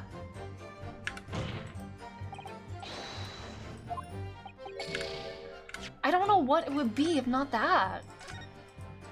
Any evidence of a gunshot, maybe then? Maybe.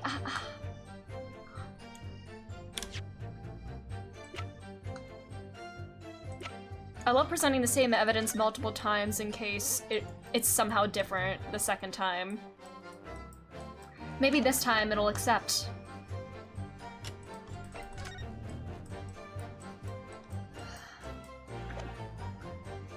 Cosmo will once again remember. What? His name is Kazuma, not Rossetti.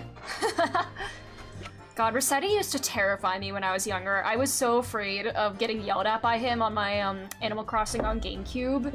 I would like, if I forgot to save, I would just like have somebody else like load the game for me because he scared me. And there was one time, I think my brother forgot to save. And then when he opened the game, Rossetti was there, and he was like, "Oh, if you don't like saving so much, if you don't like saving, then why don't I just delete your whole game?" And then the whole screen went dark for like 3 seconds. And like, we were freaking out. And then he came back and was like, "Haha, gotcha, but don't do it again." That was the meanest game moment I ever experienced. It was great. In hindsight, it's great.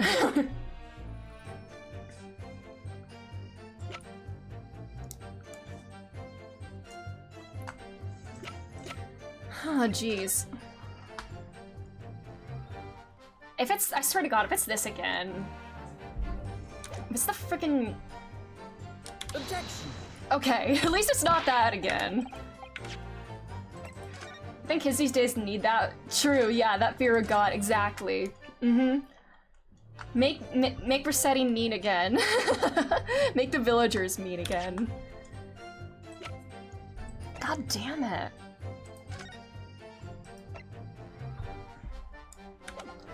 Can I give,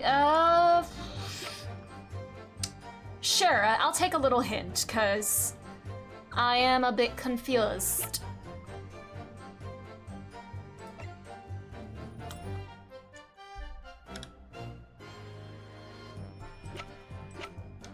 I mean, I didn't press the very first statement, but I don't think that would have anything to do with it, but...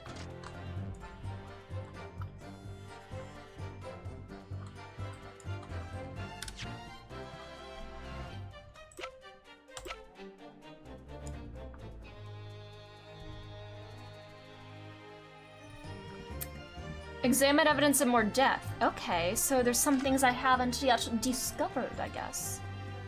There's nothing else about the camera, right? I mean, I think I got everything on this, but of course I'm like... Alrighty.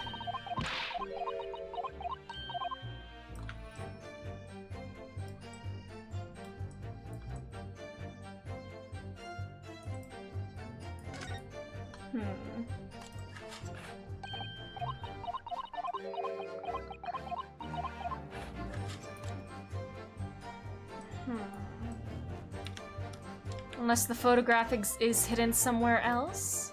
I don't know. Can I open the cup? I tried to open the cup before and it wouldn't let me. I mean, we read this. Is this the only point of interest on here? There's nothing else to examine more closely?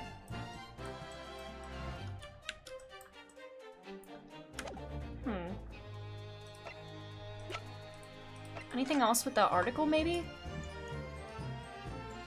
I mean, it's not. We already know it's not the article.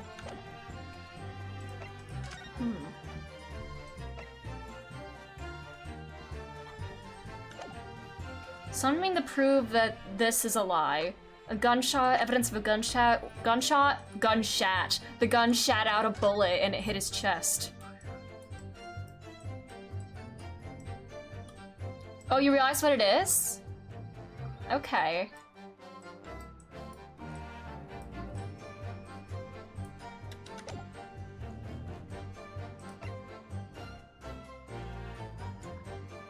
You know what it is? I'm stumped. I don't know what it could be if not the camera.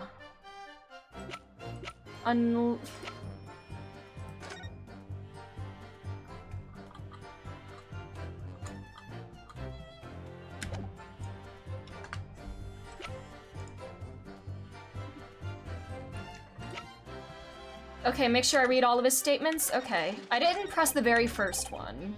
Hold it! But let's see. By Moon Lady, you mean grave robbing.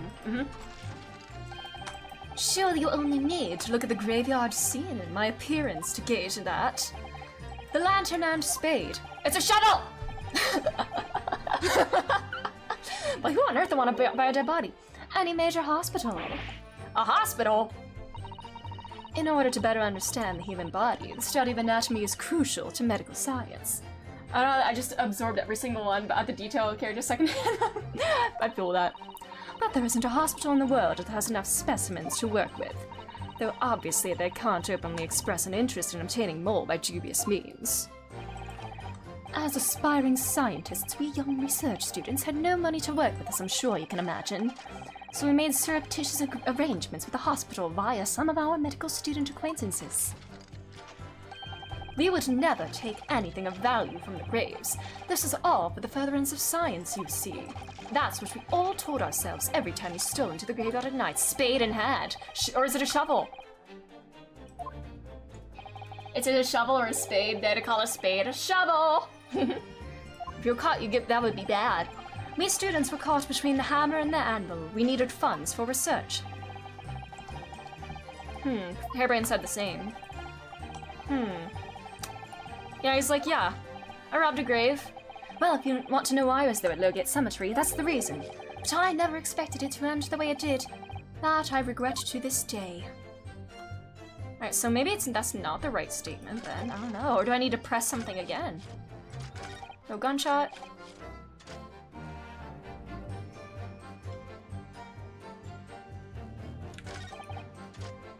Hold it!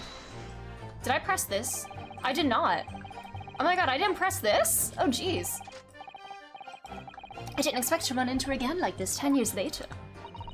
As I have explained, I went by the name published in the article, and comme ça, I found the man. The article in the Daily Circus, I think you said. I was a poor student with barely a penny to my name at the time. And the young lady put £5 in front of me. So you readily consented to having a waxwork of yourself made and gave permission for it to be put on display? Is that like reverse commissioning? Like paying somebody to make art of them? I should sell what little I had to sell, I concluded. Oh, oui, I remember now. I purchased something else from you. Oh. His camera! This camera must be authentic then. It's called modeling, true. What was it, madam? God damn it. There we go. The authentic camera. There we go. So I had to have this stated officially then. There we go. Man.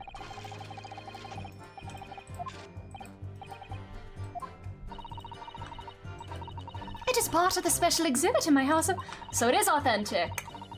I'm very meticulous about such details. It is the true spell's way. There we go. It's the same one, baby. Sometimes I like to feel smart and try to get things, before everything. Alright, there we go. Now we know it was authentic. There we go. Jeez. Objection. Mr. Drebber, do you remember this camera? That is the camera from that fateful night. We borrowed it from the House of Horrors. Yeah, we stole something. Pulled up the strategy guide for that part of it and everything. I was like, why is this not working? Yeah. I see. Tricky. Is that supposed to be significant?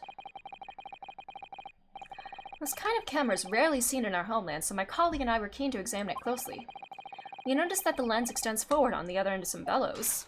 Like this. Hold it. Oh my god, is that the first Van Zeeks hold it? They're just on the bellows. It looks like a dark red stain. That's right. It's a rather conspicuous mark here on the bellows, in fact. Good lord, are you suggesting? Yes, my lord. It would appear to be a spatter of blood. Something that could be confirmed with a simple chemical test. Isn't that right, Dr. Sight? It will be difficult to determine if it was human blood and not the blood of some animal. But yes, to test whether or not it's blood at all is simple enough. I propose that Madame Tuspel's testimony was correct. And on the night in question 10 years ago, you were spattered with blood from the gunshot wound. Well, aye. And that, furthermore, you really did witness the condemned professor emerging from his tomb. Ah! Malfunctioning.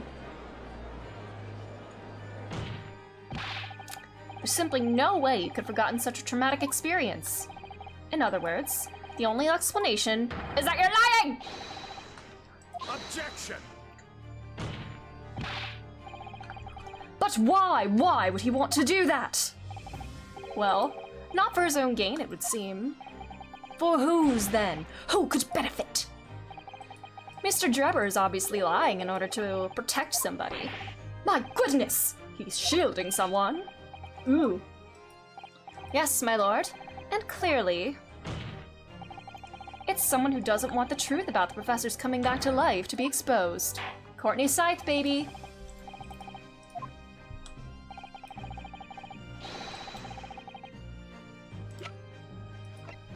Take that. The obvious answer is Dr. Scythe. Scythe. Whatever do you mean? Because she knew he wasn't dead. Imagine if the convict who'd been sentenced to death was not in fact killed. Yeah, forgetting is yeah, true, Ryunosuke. Think about that. Imagine if that was to come to light. What are you insinuating? And imagine if the convict in question was the country's most hated mass murderer. If it was the professor, that would be an unprecedented scandal. This is beyond a joke. Need I point out that the dead cannot come back to life? What you're suggesting would mean that the execution never actually happened. Yeah, that is what I'm suggesting. Objection. Once a man is sent to the gallows, he hangs. No one could escape, not in Great Britain. But the fact is, there was a witness to the fact that the man did escape his hanging. If that were really true, Counsel, the implications of misconduct would not stop at the supervising coroner. It would change the honor of the entire judiciary from the ground up. And it's exactly because of those monumental repercussions that Dr. Scythe would consent to any demand made of her by someone who threatened to expose a secret, even if that meant being complicit in a crime. You mean? I mean that Dr. Scythe wasn't collaborating in Mr. Drebber's wicked scheme. She was coerced into collaborating in order to protect her decade-old secret. She switched the dead body of Mr. Assman with a waxwork model. Ah!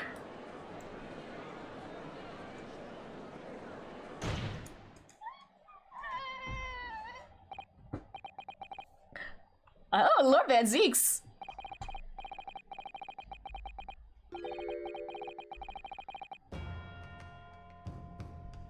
How did you open it? Was it already opened, I guess? But, does that mean we're gonna see Kazuma do that? Because I would like that. Are you, like, training him to do the splits? Because that would be very cool. Is it time? Is it? Oh my god. Pray forgive my freshly filled hallowed chalice, and a whole raft of other discourtesies now. Goodness me! It's just the sort of tall tale Londoners would enjoy, I grant you. An executed killer rising from the dead. A Scotland Yard cover-up. A conspiracy at the highest levels. So let me ask you one thing. What's that? If the condemned man really did emerge from his tomb the night only to be shot in the chest, who pulled the trigger and disposed of him forever? Good question. We have too little information to work out at present, I think. I couldn't agree more. Alrighty. Literally just pours a glass, smashes it, and then pours another one. The Old Bailey is no place for wild fantasies. And have you considered this, my learned Nipponese friend? Consider what? Do you realize what a dangerous endeavor it would be to coerce this woman into such criminal activity?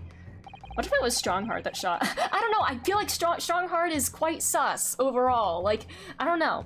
He didn't, I mean, obviously he doesn't want the reputation of the judiciary to be sullied by this. Like, he has to have known the professor was alive, or not hanged at that moment. But it's tantamount to declaring war on the entire British police force and judiciary. Quite. Hard to imagine any sum of money being offered for research could warrant it. To rely on some stage deception when so much is at stake would be madness. Those glass must have been, yeah, to sit on multiple shattered glass, yeah, for real. And this was no petty crime either. The victim was murdered. A man who'd already invested money in the venture and would be instrumental in future profits too. Yes, I had no reason to kill Mr. Assman.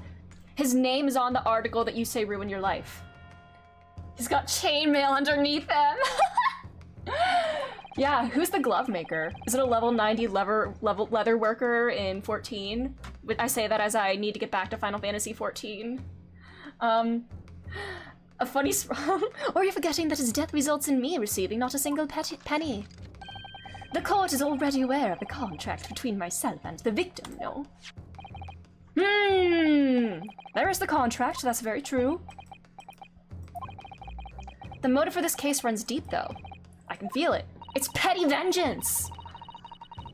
Using threats to force the head of the forensic investigation team to cooperate is extreme. Especially for a government grant he had no guarantee of receiving in the first place. If the research grant was the aim, taking Mr. Assman's life would have made no sense anyway. Which means Mr. Jabber's motive wasn't money at all. He was just trying to kill Mr. Assman. Your time is up, my learned friend. I'd say you have one last chance before the jury lose their patience with this charade. Let's see if you can back up your heady proposal, shall we?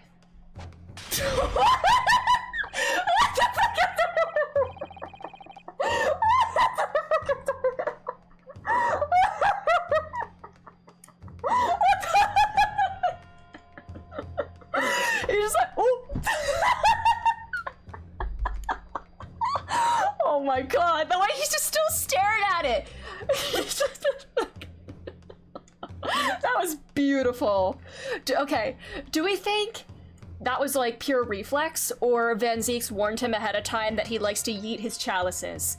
Was he aware that something like this could happen, or was he surprised? What do you think? You're just like, oh. Was that practiced, or is that just his natural reflexes being like, what the fuck, man? He's a Jedi, he knows. They absolutely rehearsed it. That would be funny. Samurai reflexes. Yeah, he already has like good reflexes and everything, but this is a whole performance. I mean, Kazuma must be getting his theater degree right now, since all prosecutors have to have a minor in theater in this universe, because they all have to be dramatic as hell. So, I think he took one too many chalices to the mask. The mask is to hide the scars from failed attempts. Oh no. Oh my god. How do you explain why this engineer would throw all caution to the wind and threaten his own country? At this point, I'm not prepared to listen to more of this outlandish conjecture without proof. Alright. The man who ruined his life! A connection.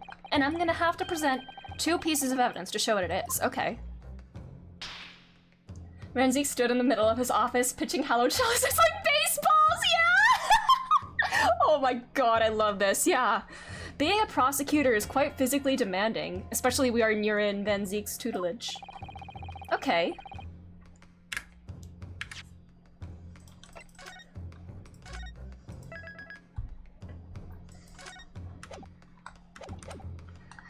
First, let's do the paper. Take that!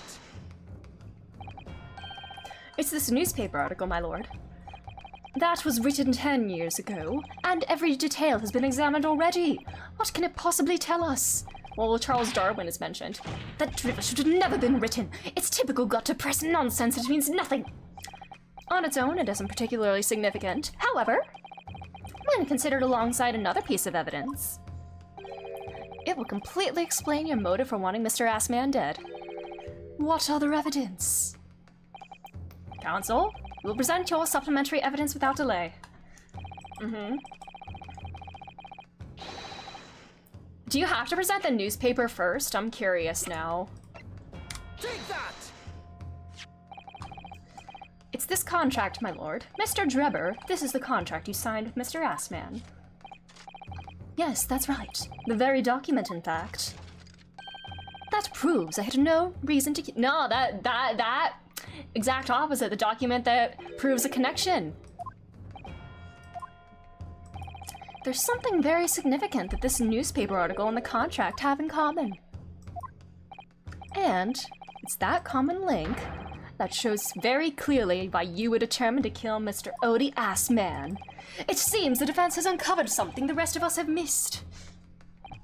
So, my learned friend, point out what these 2 pieces of evidence have in common. Where exactly is the link between the newspaper and the contract? Take that!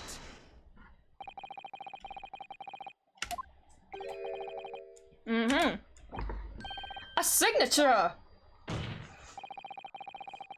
The signature on the illustration that accompanies the 10-year-old article and the signature on the contract belong to the same person. What? Ah! Is that a bruise? Does he just have like deep set eyes, or is that like a bruise underneath like his brow bone? As the court has heard, this illustration was drawn 10 years ago by the newspaper reporter who found Mr. Drebber and interviewed him about his ordeal. The reporter's signature can be seen in the bottom right corner. And his name was Odie Assman! Doo doo doo doo! Oh my god, my voice cracked. I could not be on pitch there, I'm sorry. You can see Mr. Assman's signature at the bottom. Let me see now. Good lord! Yes, they're identical! In short, the journalist who drew the illustration and wrote the article published about Mr. Drebber 10 years ago was the victim of this case, Mr. Odie Assman. Was that a John Cena theme? Yeah. Wah! Doo-doo-doo-doo-doo-doo. And that was a Mario theme. Bro literally danced to the ground. And I have my mini John Cena right here. We get to visit John Cena again in, next week. I have to name him John Cena for continuity purposes. Or I could be silly and name him Adachi Baby. Or I could be Joker Persona 5. What should I name? I need to stick with John Cena. I did John Cena for Strikers as well. Continuity. But in another playthrough, I'm going to name him Adachi Baby. I'm going to name a protagonist Adachi Baby. And also Joker Persona 5 is another funny name. First name Joker, last name Persona 5. Why would that constitute a motive for the witness to murder Assman? Well, if you think back, you'll remember that Mr. Drebber talked about that article in his testimony. John A.B. Cena. Grave robbing, you say? Yes, exhuming fresh corpses to sell is reasonably lucrative. That is quite beyond the pale.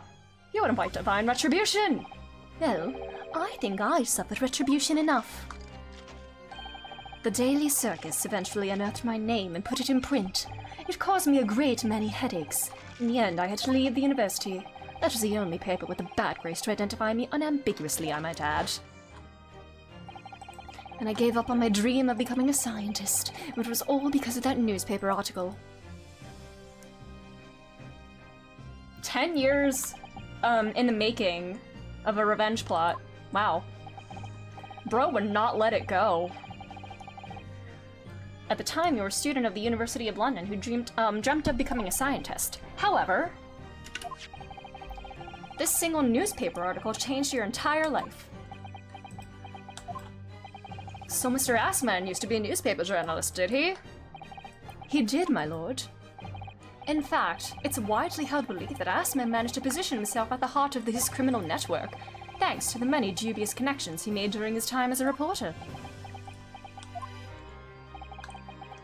So you had to give up on your dream and leave university. You lost everything. Eventually you found yourself working in the field of science, but only in the shadows. And all because of that article, written by Mr. Assman. Enough! Alright, enough, says Enoch.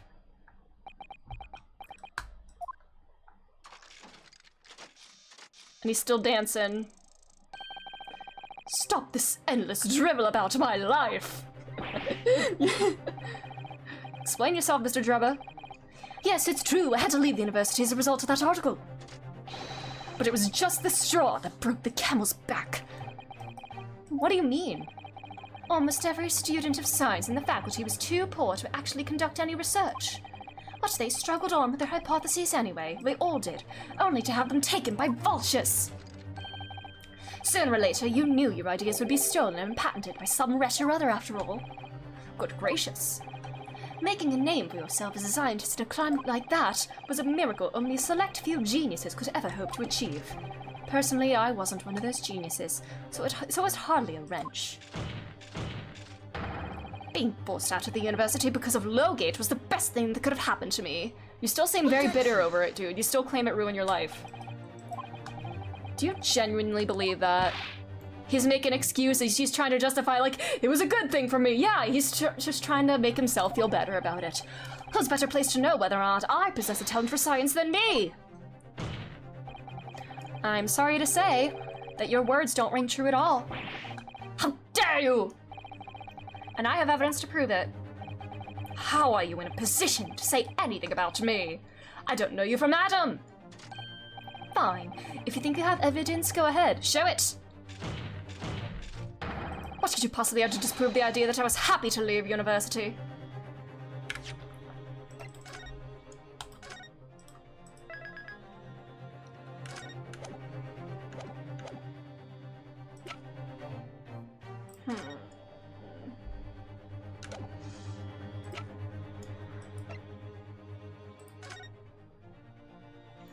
You look sad in this picture, that's why. Does he know Susato from me? What do you mean? Oh, just yelling at me? Oh yeah, he had talent. Take that! Do you remember this, Mr. Drebber? We found it at your workshop. Yes, talent. Yes, talent. Is that a Royal Society trophy for excellence in science? What exactly is this trophy, Council? It's the greatest honor that can be bestowed on a young scientist, my lord. There is no higher accolade.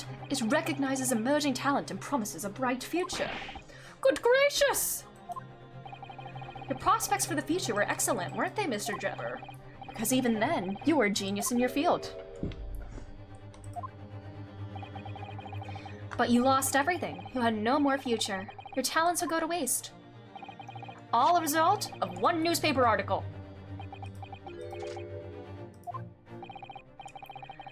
I don't know when you realized who Mr. Assman was. When it dawned on you that he was the same journalist who 10 years ago ruined your life. He's the ultimate scientist at Hope's Peak! It's abundantly clear you had no intention of forgiving the man. You're petty as hell.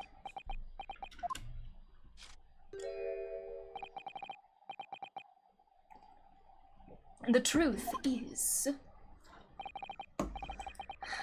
Is he gonna fold? I don't know about that one, Chief. Is he gonna pull more out of his ass?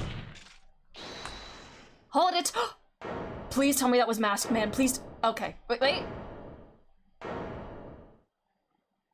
Courtney.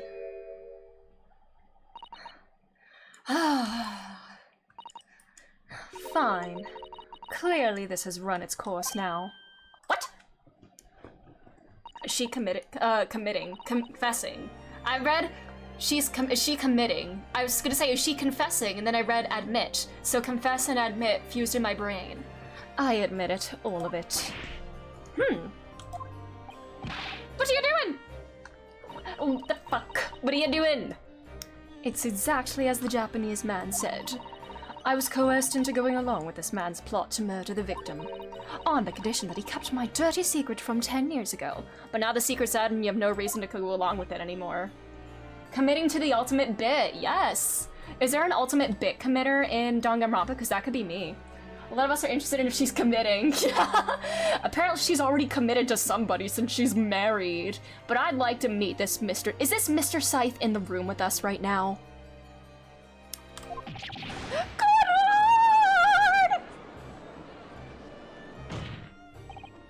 Dr. Scythe! Do you realize what you're saying, woman? Kokichi is the ultimate bit committer. So true. It's all true. That day, when I arrived at the Crystal Tower and saw the birdcage, my heart nearly stopped beating.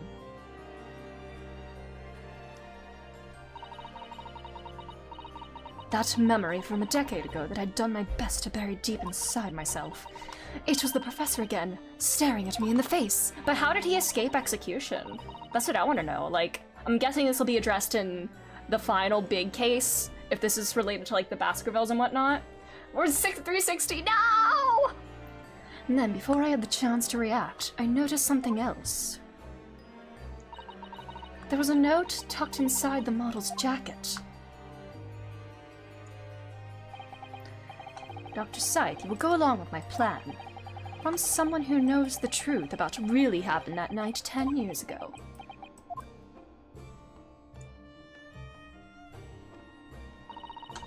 All the instructions were there in the note. Every detail was meticulously written out. I had no choice but to do what it said. I made the necessary alterations to the scene and fabricated the autopsy report as instructed. There was really no other choice. It had to be done to protect the judiciary. I can only apologize now. Damn.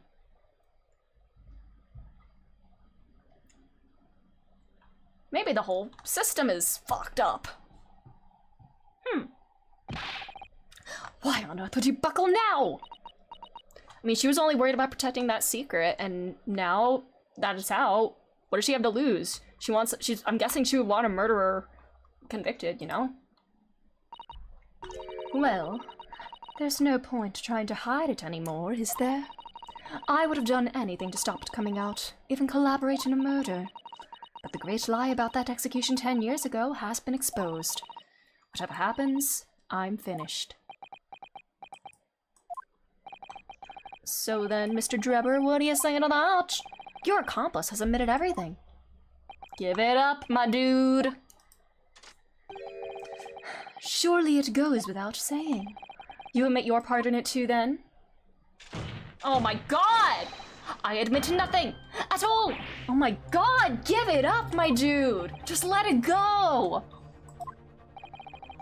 Have you forgotten that the kinesis machine was ripped to shreds by an explosion? I mean, you literally admitted that you were responsible for a second explosion, and we can surmise what that was. There's really no possible way for you to prove I did anything wrong. No! He died again! That's only our second death in this trial, wow. Go Petty King, he is so petty. Like, he give Edgeworth a run for his money. Edgeworth never held any, like, 10-plus-year-old long grudges leading to murder, though, so I guess that's the bar's on the floor for beating Enoch when it comes to pettiness. Whatever this man says, I admit everything. He threatened to expose my secret, so I went along with his plan. And Lord Van Zeeks? Yes. I hope you'll accept my apologies. What happens next is in your hands, of course. Ooh, why is that smiling? What's that smile for? What's going on here? I have heard more than enough now. I hereby present the final findings of this court. This trial is not the proper forum in which to pursue the alleged wrongdoings of Mr. Drebber. The defendant is Professor Albert Harebrain. Very true. It had slipped my mind. Is he one of your closest? You just can't imagine him as someone doing a crime because you love him, huh? As the court has heard, Dr. Scythe has admitted to the allegations brought by the defense, thereby absolving the defendant of any possible guilt. You mean, is it really over? But he's not giving up. It is the conclusion of this court that the defendant was not involved in any wrongdoing. Does the prosecution have any objection?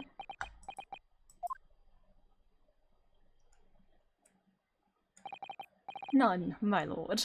Oh, this is why you oh god, I swear to god, if Drebber doesn't give it up. You've proven Professor Harebrain's innocence. Is that really it? Oh wow. Without further ado then, the adjudication. Unless the prosecution or defense have any other matters to discuss. He did a great job being like the serving boy of this trial. Great. Is this what being a prosecutor's assistant is like? I don't know. This doesn't feel quite right. Why did Dr. Scythe suddenly admit to it like that? Is everything alright, Mr. Naruhodo? Like you said before, the way the trial is set to end now, the judge will certainly deliver a verdict of not guilty. Is that really what we want? What the defense should be pushing for now is... Oh, Jesus Christ. Oh my god. What other testimony could there be? I mean, this could be continue to be addressed in You a... say the dumbest shit. That's what Van Zeeks would say if we further the testimony, which I'm sure we will have to do. Is there anything we haven't addressed? I mean, the identity. Everything else, like, we've taken care of.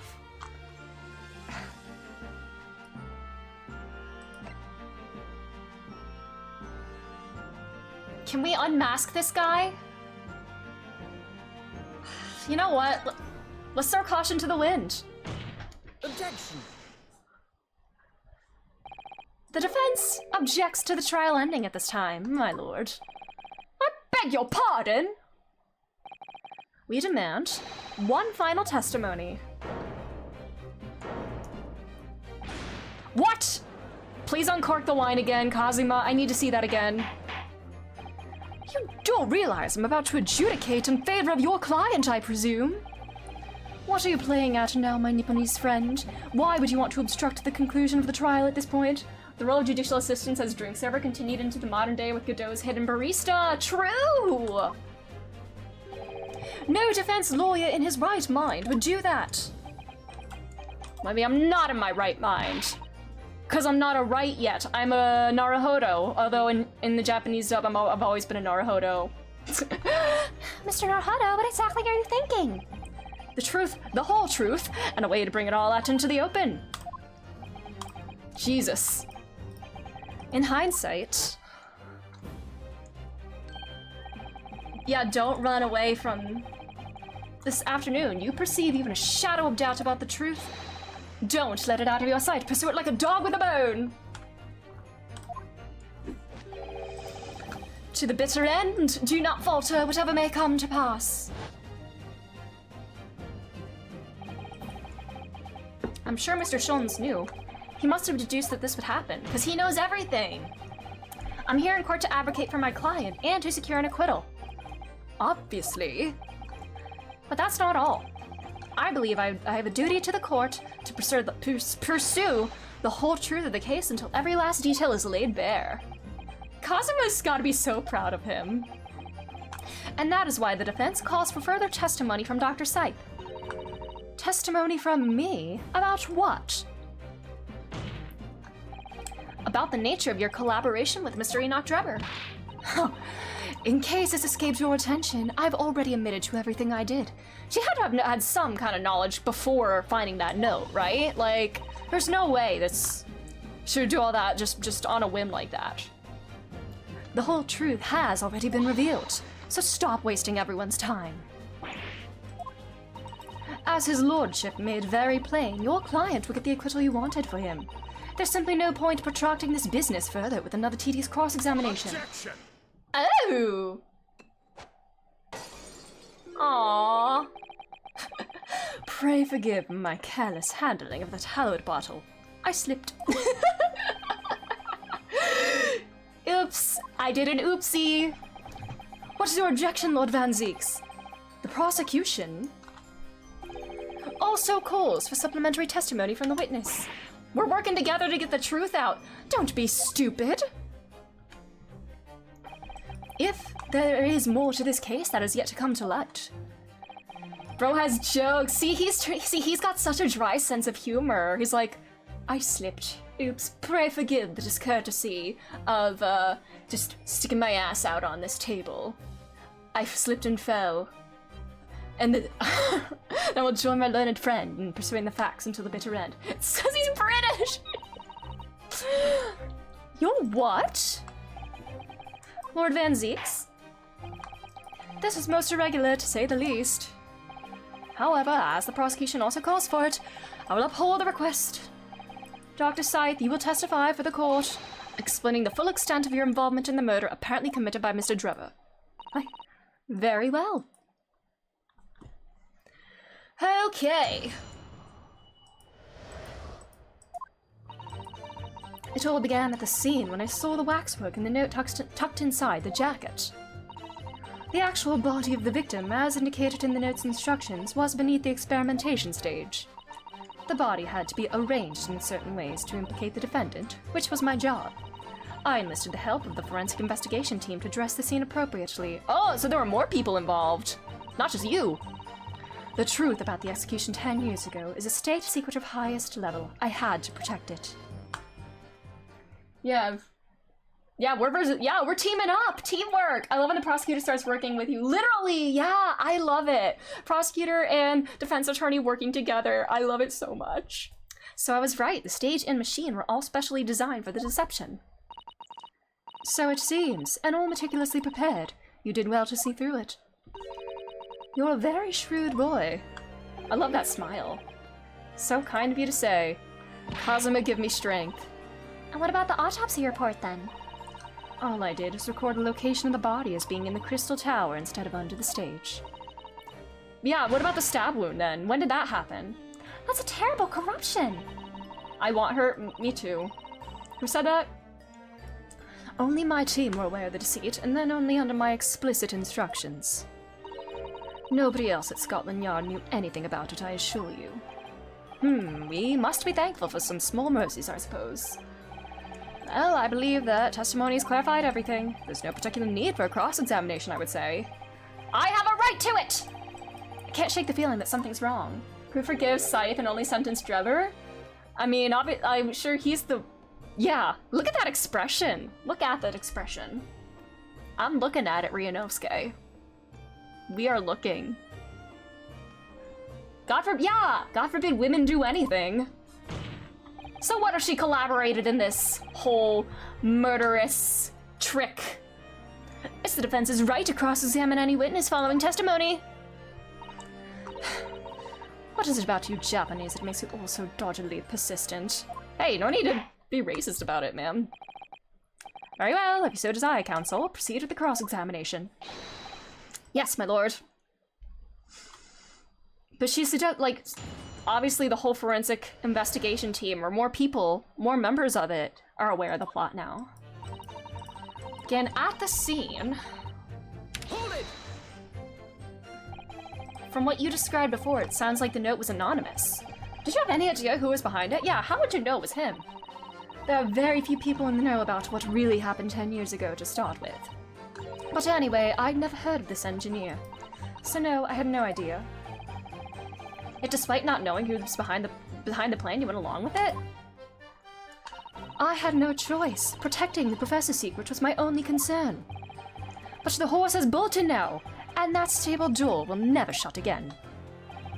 Scotland Yard's reputation will be immeasurably damaged as a result of all this. Yes, thank you, Lord Van Zeeks. I'm well aware of that.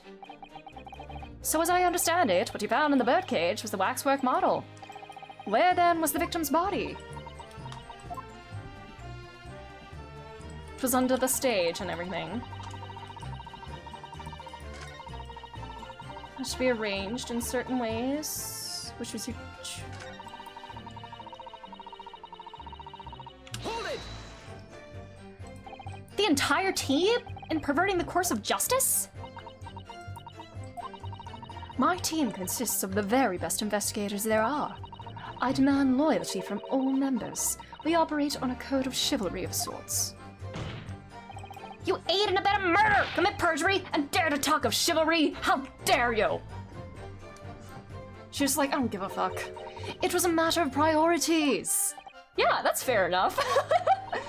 Nothing was more important than protecting the secret of the professor. My team did what was necessary without losing sight of the primary goal. I consider their conduct exemplary. Don't concede the point, Mr. Naruhodo. You mustn't let her win. I need a lawyer. There's one across the aisle if you want to rip off that mask. I'll take that silence as tacit acceptance. Now can we move on?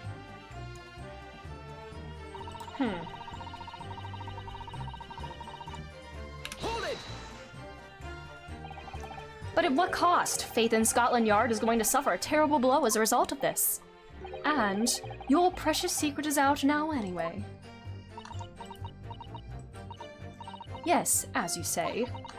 And I take full responsibility. Blow me down, Dr. Scythe! She's married. She won't do that. I'm sorry. Surely there's some other way you could have protected the secret. No, there really wasn't. I've done my utmost, believe me. In many ways, I respect your determination. I nearly froze under that cold stare. She said that.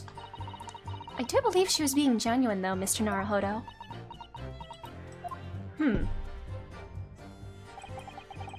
Alright, there's the second and third statement we still didn't press, but...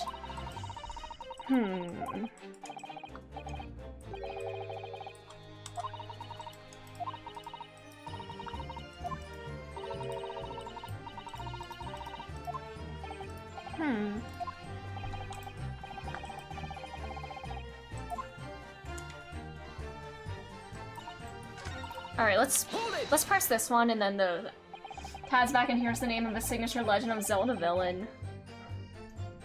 Which villain? So you knew about the special construction of the stage used to carry out the trick then? It was quite obvious what had happened when the victim and the waxwork. Cold stare? Oh, interesting. Ha! What game is that from? And you switched the two over, didn't you? In other words, you recorded the victim's bodies having been discovered in the Crystal Tower, and the waxwork. I wrapped it and sent it by carriage to the specified address at the specified time. And why were you given such directions? Presumably so it could be recovered by Drebber and returned to Madame Tuspel's. I see. And then you put the birdcage back on the experimentation stage? Yes, although someone obviously made a mistake about which cage should go where. I thought I'd made it perfectly clear to the team, but still. I suppose you were focused on the victim's body, that being a more important detail. Alright, this is the last statement we didn't press. When you say arranged, I presume you mean with this? Yes, the instructions in the engineer's note said something along the lines of, Oh, it's a link to the past, okay. fabricate some evidence to make it clear that Hairbrain alone could have killed Assman. So you mean that was your doing? I fetched Hairbrain's ridiculous screwdriver from the— Hey, put some respect on Andrew's name! And took it with me, alone, to the abyss under the stage where the birdcage had fallen. Alone, Doctor? I didn't feel it would be appropriate to involve anybody else in that particular part of the deception.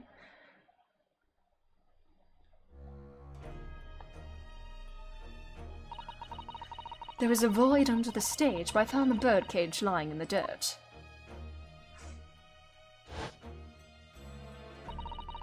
I approached it, leaned down, and slowly opened it up. Then, I took the screwdriver in both hands and plunged it into the man's chest. What if he was still alive at the time and she's like covering that up and that she truly was the killer then? What if that's what she's hiding? If he somehow survived that fall? And then you noted in your fake autopsy report as a fictitious cause of death. Me next. You know what? Fair. Exactly. So, the actual cause of death was... Yeah. the trauma resulting from the 30-foot drop. No, she had to have been the true killer. She was so cunty for this. Agreed, yeah. Like, the way she was just holding Andrew like that, like, with the... I think women should be allowed to get away with some crimes. What is it, Mrs. Sato? Something about Dr. Scythe's last statement is playing on my mind, that's all. He had to have still been alive when he did that, and she was hiding the fact that she was the true killer, probably. There's really no need to shout. I can hear you perfectly well. The defense calls for you to add what you just said to your formal testimony. Oh, which part? Oh, fucking hell.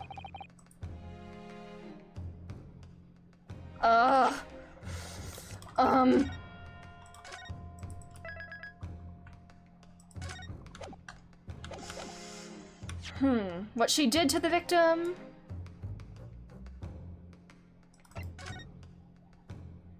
What she did to the victim versus the cause of death.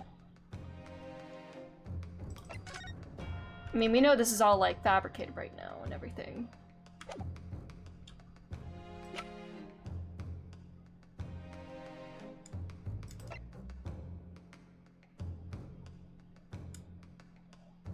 Maybe the cause of death. Because with this, we established that he fell, like, with the bottom hit the ground first. So he didn't fall... If anything, he would have, like, broken a tailbone as opposed to, like, his neck. We assumed he broke his neck because he fell head first. So that's probably not what happened then. Did she then break his neck then? Or is that all, like... Is that all fabricated too? Broken vertebra. See, it doesn't specify what vertebra, though, there. So... Let's go with, cause of death. Let's go with that. Fine, if that's what you want. Just stop yelling, please. The prosecution concurs. We all know a broken tailbone is 100% I've never had a broken tailbone, but it sounds awful. Like, I've, like, seen people, like, in school and stuff have to, like, go around with, like, if they had, like, a broken tailbone, going around with, like, a little donut cushion and everything. That sounds awful. Just not even being able to sit without pain. Okay. This could be horribly wrong.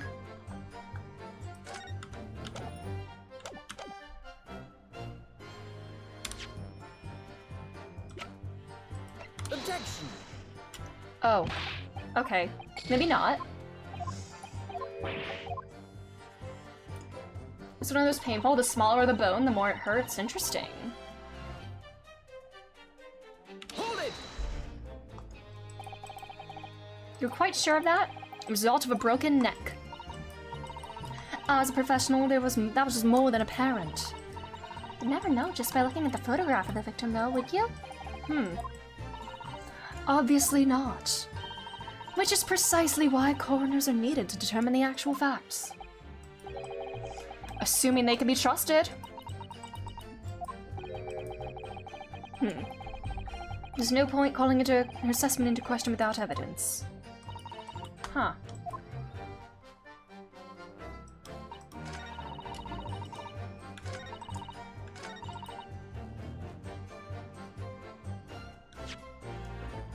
Is there... What else do we have to suggest that it would have, that the true cause of death would have been, the stabbing?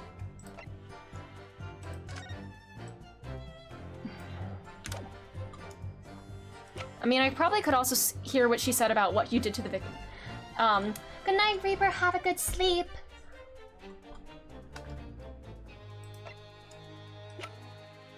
Unless I do what you did to the victim.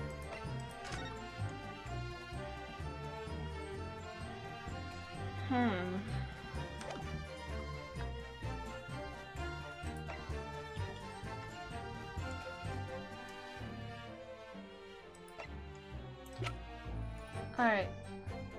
What stops when the body is no longer alive? Wow, wow, wow. I don't even know.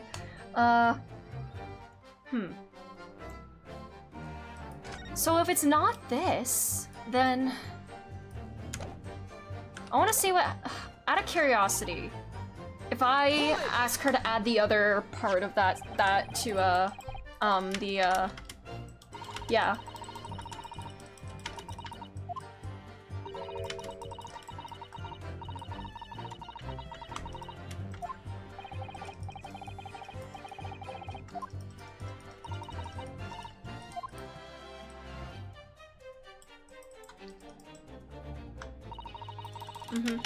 I can't fast forward this part, but yeah, this.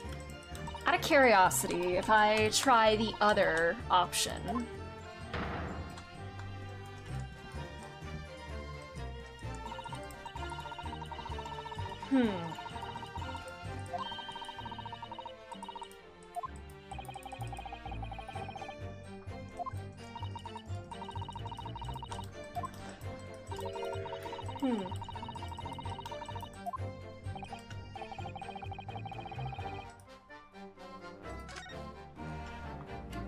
Let's change it to what you did.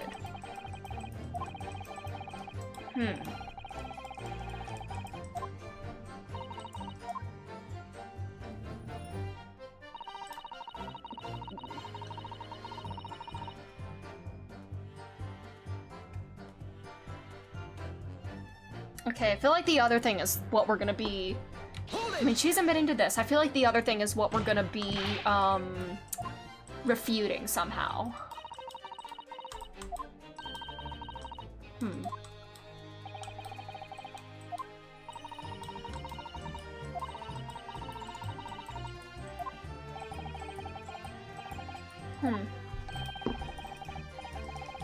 Huh.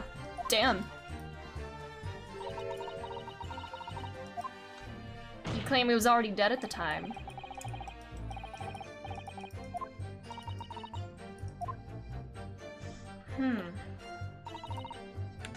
I have a feeling that the true cause of death is gonna be, like, the significant thing.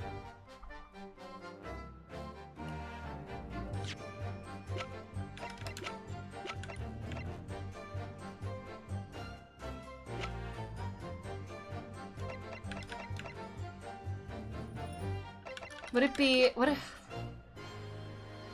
I think the other save file I was at the point where to pick a thing to add. What if I try this and then the photo with the base? I don't know. This could be wrong as well. Objection. Yeah. Huh. Yeah, she's not giving them appropriate gravity! I think she's hiding the fact that the screwdriver stab was the true, like, thing. Because if he fell, like, feet first, why would his neck take the brunt of the injury and everything?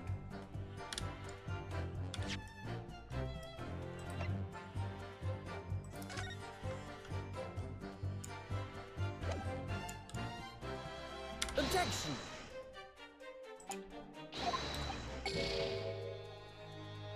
I don't know.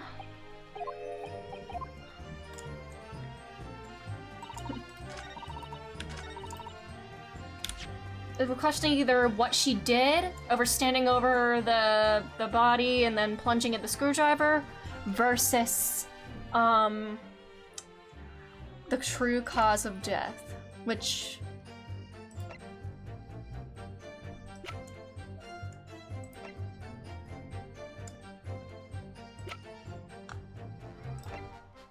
If it's not this, then...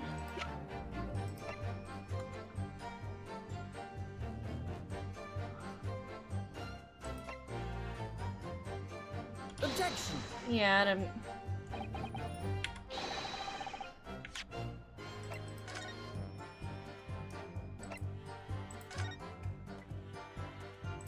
Which statement would it be?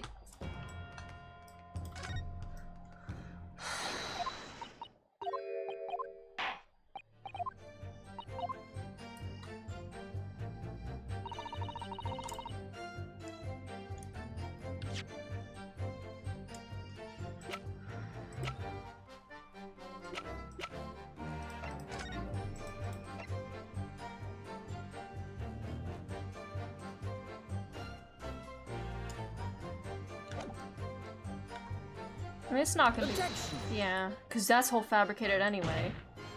I don't even know. Would it be the other statement? About what she did?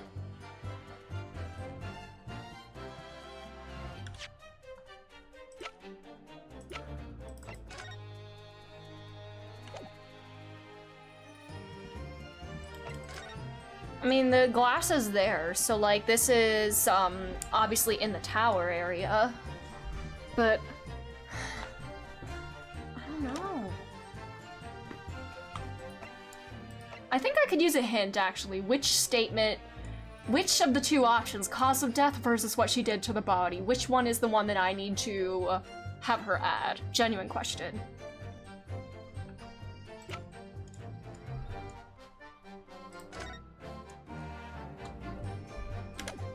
What she did! Oh, fuck. Alrighty. Well, okay. Well, thank you, thank you. Oh boy, God. Alrighty. How you stabbed him. There's really no need to point. I like pointing, it's the attorney's thing. You're also pointing, dude. What she did, okay. Damn. Alrighty. Okay. Stood over where it lay in the toppled cage and plunged the screwdriver into the chest.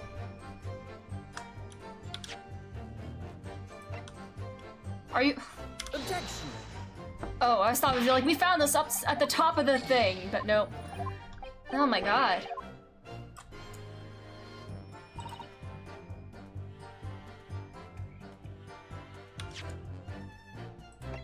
Objection! Oh, there we go. So it is with the glass. So the stabbing must have occurred when he was at the Crystal Tower. You have to do some hypotheticals for this? Okay.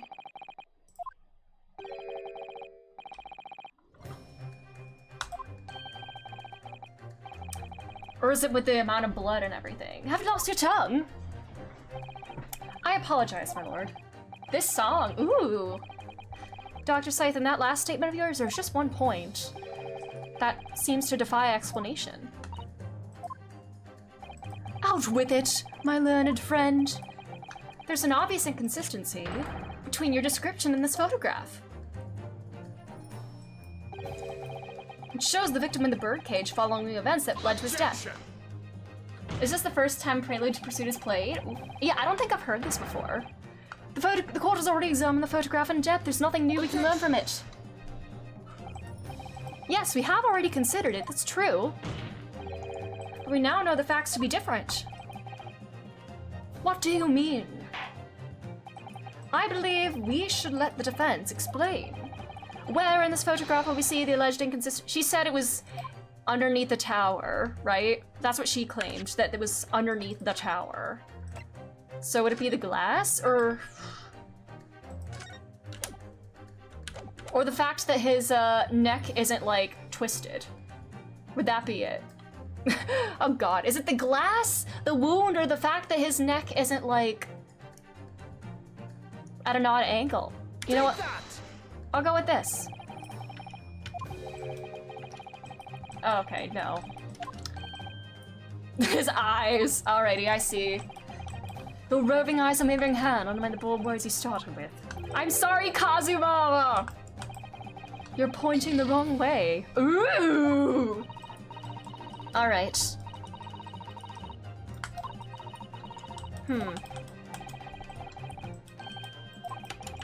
Got it. But damn.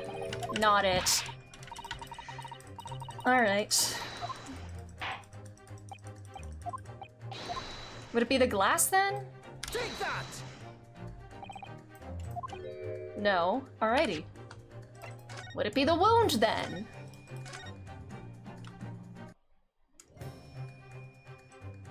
Take that! Okay, the blood stain. It clearly extends in a downward direction, yeah. Toward the man's feet. Oh, so he would have been sitting upright when he did that.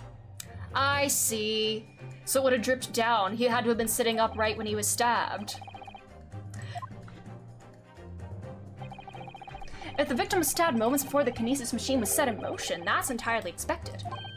Ah! Of course, no, that's not what happened. Exactly, my lord. Dr. Scythe made it very clear in her testimony just now that the point at which she stole Professor Harebrain's screwdriver and stabbed the victim was after the grand deception was set in motion when the birdcage had fallen below the stage out of sight. From the shape of it, it's clear that the birdcage should have fallen on its side after the 30-foot drop. And if the victim really had been stabbed while inside the birdcage in that position... Both things I said prior to the heart-stopping post-mortem and blood flows in the destruction... Yeah. Haha! What to have formed in the longitudinal appearance we see in the picture... Why is my ear itchy? It's inconceivable! Oh no. She didn't even know that she actually killed him, didn't she? Given that the victim's blood seeped vertically downwards from the wound, it must be the case that when you stabbed Mr. Assman, he was standing up. Oh, she would have had to know. In short, Dr. Scythe, your latest testimony was a total fabrication. Ah! Damn. Watch too many TV shows about this sort of thing. I knew it, I was right. Now I've identified that contradiction, there's only one way to explain the facts. We've all been under a great misapprehension here. What? What sort of misapprehension? Dr. Scythe, you claim you were coerced into helping Mr. Drebber as a result of the note he left in the waxwork. You claim that you made changes to the scene of the crime to implicate the defendant, and you claim you authored a fake autopsy report to cover your tracks. But one of those claims is an out-and-out lie, because the question of what the bloodstain really tells us has only one possible answer. If that is the case, what is it, man? Council of Aquilia struck upon a revelation.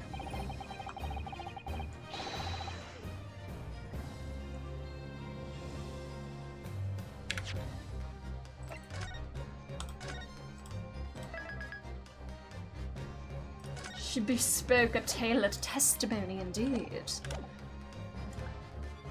Stabbing. I'll go with that. The answer is very simple, if you consider the sequence of events. If, when the victim was stabbed, the blood from the wound seeped downwards as it did, we can be sure that the victim must have been either sitting or standing upright at the time. But as you rightly pointed out, the birdcage would have fallen on its side when it fell beneath the stage. So does that mean she stabbed him when he was still on the stage? He must have been in that position of his own accord. Objection! That's impossible! The man was dead, remember? That's the misapprehension.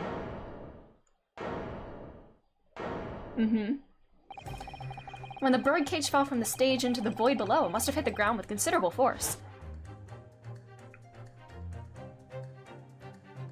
But he lived! He lived, bitch! He didn't die.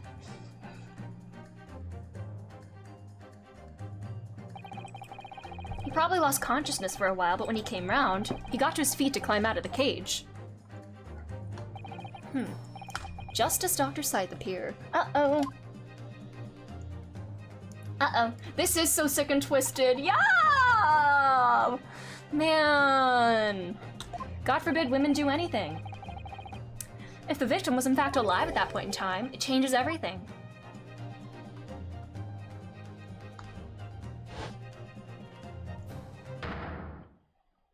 Damn. Ah! Ah! Mr. Odie Assman's killer wasn't the defendant, Professor Albert Harebrain, nor was it the mastermind behind the stage trickery, Mr. Enoch Drebber. It was you, Dr. Courtney Scythe. He has a grim countenance indeed. Ah! I need to see Masked Man after this case. Kazuma's gotta be so proud of him right now. Have you been taking me for a fool? It was you, was it? You killed him?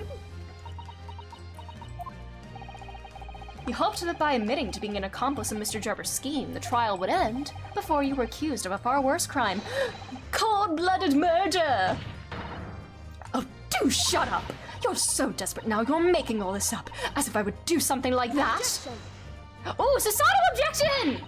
I assure you the defense is not desperate, Doctor. Can we get a Cosmo objection, please? Mr. Naruhodo has established the facts using evidence and logic alone. Logic? Don't make me laugh. Sadly, your logic has a gaping hole. You're still not giving it up, girl. Still? I'd have thought it was obvious. A motive, boy. You're lacking a motive.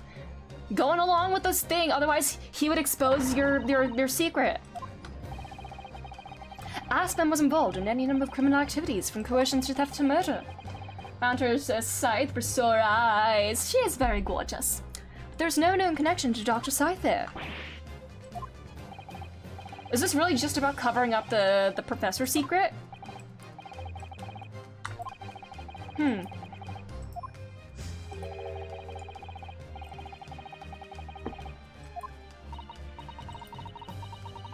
Yes, I might have tampered with the crime scene and concocted a fake report, but murdering someone for no reason is a very different story.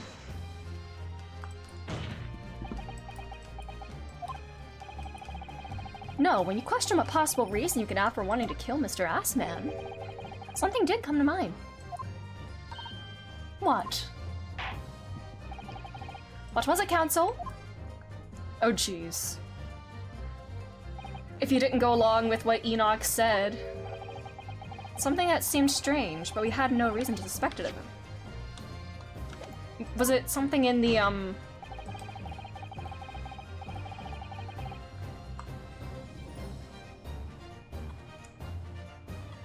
mean, we saw the record of all the scalpels. That's what I was, because she came into the room after we examined the book showing all the scalpel records and everything. How many scalpels had been ordered. So I'm gonna go with that. But what that has to do with Assman, I'm not sure. It's a scalpel. Or rather, scalpels. Did you say scalpels? It would appear that word has struck a chord, Doctor. You... Come on, out with it! It was yesterday when we visited your laboratory. Look at this big, thick book here. Ah, it appears to be an accounting ledger.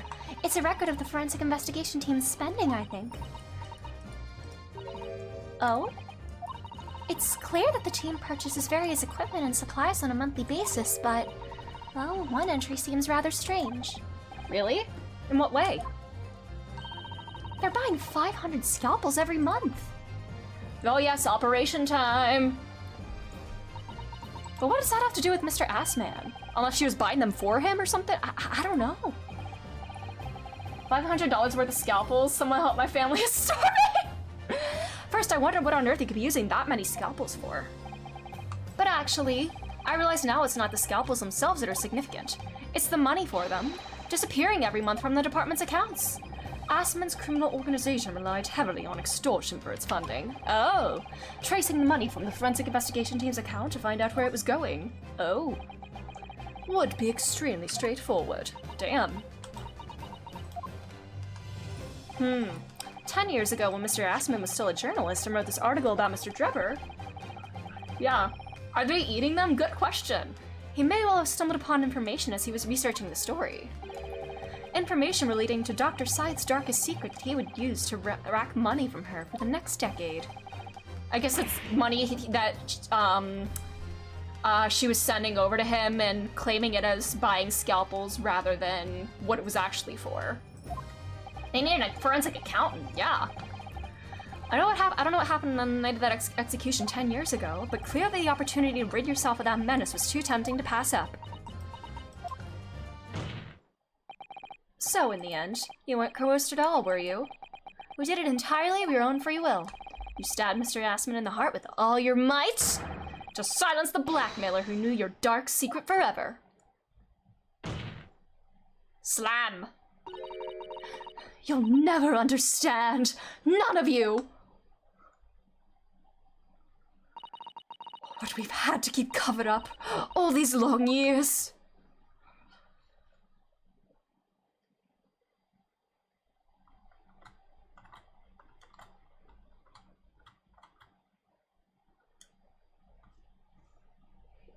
Volition! Haha, that is a nice word.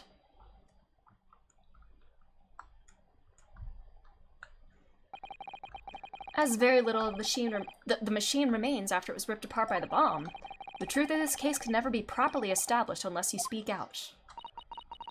And if you decide not to, it's very possible that Courtney Scythe will escape punishment for her crimes. Please, sir, own up to what you've done, and tell the court the truth about what happened. 10 years ago, you told the truth, and you were robbed of a bright and successful future as a result. I can certainly understand your bitterness and your consternation now. However, this is surely the chance you've been waiting for to sever the hold that fate's had over you all these years. Super high voltage instantaneous kinesis? I mean, really?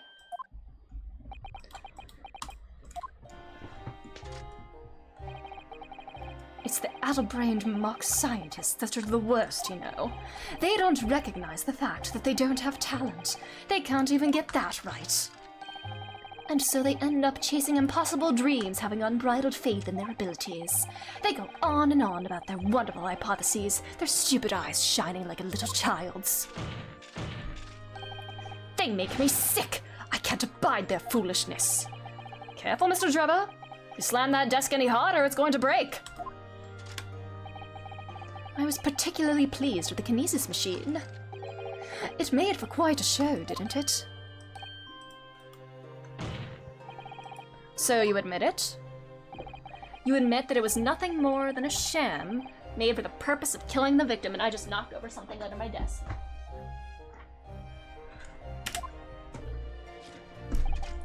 Yes, I admit it. I did it all in the name of revenge. Has a pettier man ever existed? Revenge for the future that Mr. Assman's article had deprived you of for 10 years earlier. But the revenge you sought didn't stop at Assman, did it? Which is where that very particular waxwork comes in. Yes, I see. The condemned convict that you saw rising from the grave in Lowgate Cemetery 10 years ago. If your account of those events was all true. Was he petty? Oh, I was gonna say, if he has a bone to pick with the dead man too, then obviously Scotland Yard couldn't afford to acknowledge what had happened. Even if it meant discrediting a bright young man and crushing any future career he might have had. So your plan required that you abduct that particular waxwork model in order to exact your revenge on Scotland Yard as well, or on Dr. Scythe to be precise.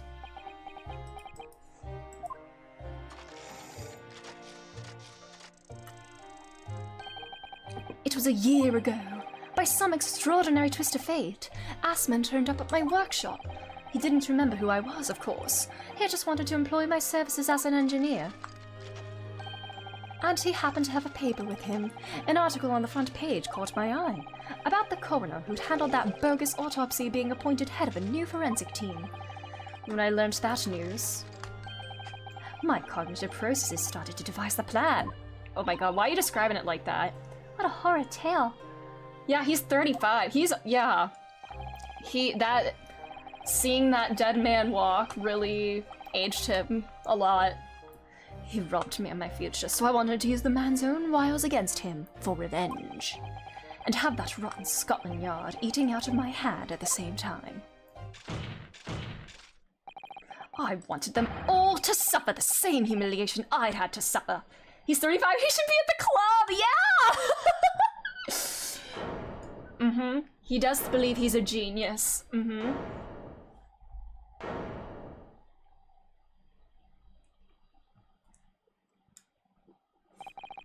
Your actions against those who ruin your future were justified as revenge, at least to yourself. Certainly, no one has the right to destroy another's prospects, especially for purely selfish gain. But you destroyed this man's life! In carrying out your plan, you did exactly that to someone else, didn't you? Did I? Professor Harebrain's only crime was passion for his hypothesis, but you had no compunction about sacrificing his future to effect your revenge. Yeah, vanity is fueled by anger, the desire for vengeance against those he feels wrongs him. You knew that he would be forever branded a failure and a fraud. Perhaps life treated you unfairly 10 years ago, and others' misconduct left your life in tatters. But remember this, your own actions resulted in exactly the same thing for another perfectly innocent young man.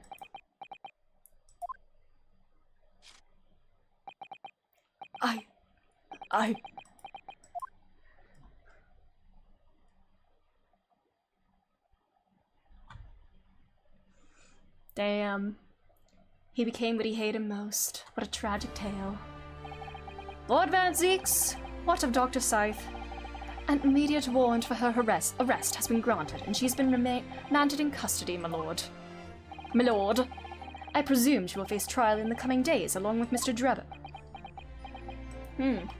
Better that Harebrain learned the cruelties of life sooner rather than as his thought process. Jesus. Way to crush his dreams. A most regrettable situation indeed.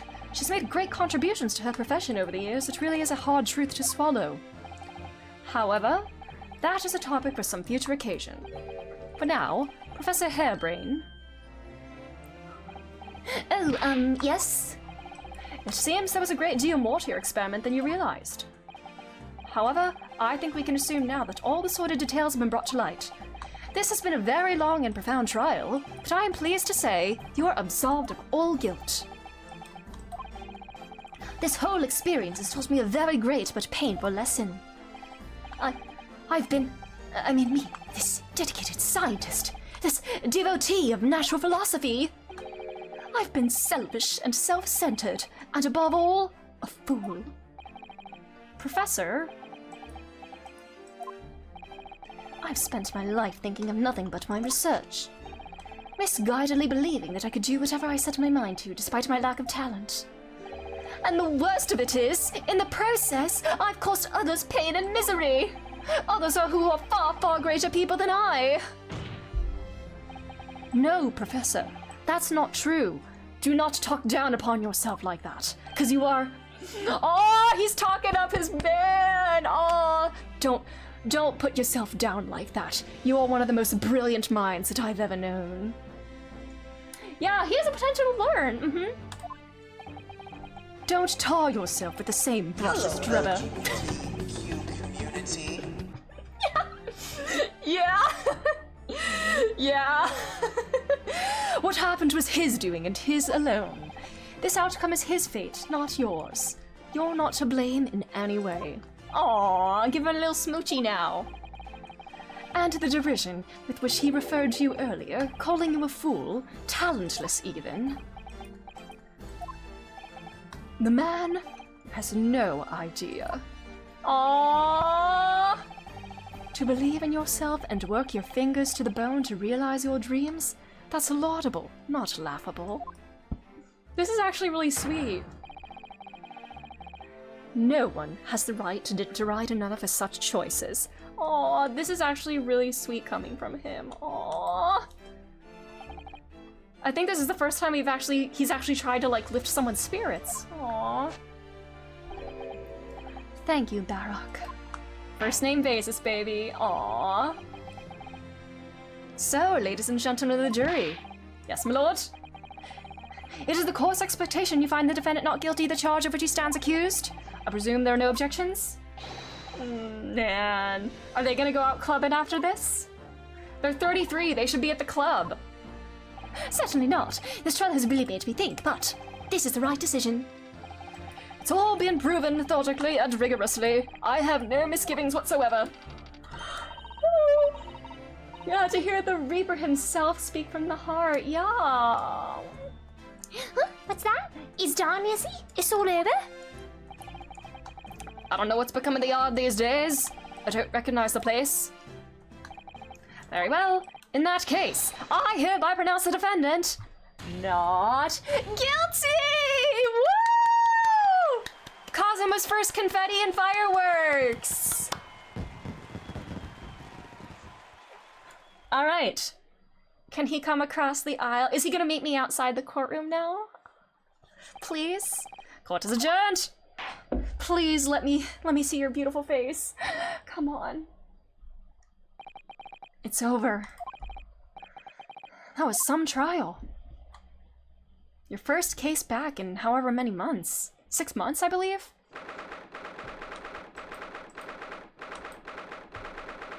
The Old Bailey defendants enter chamber.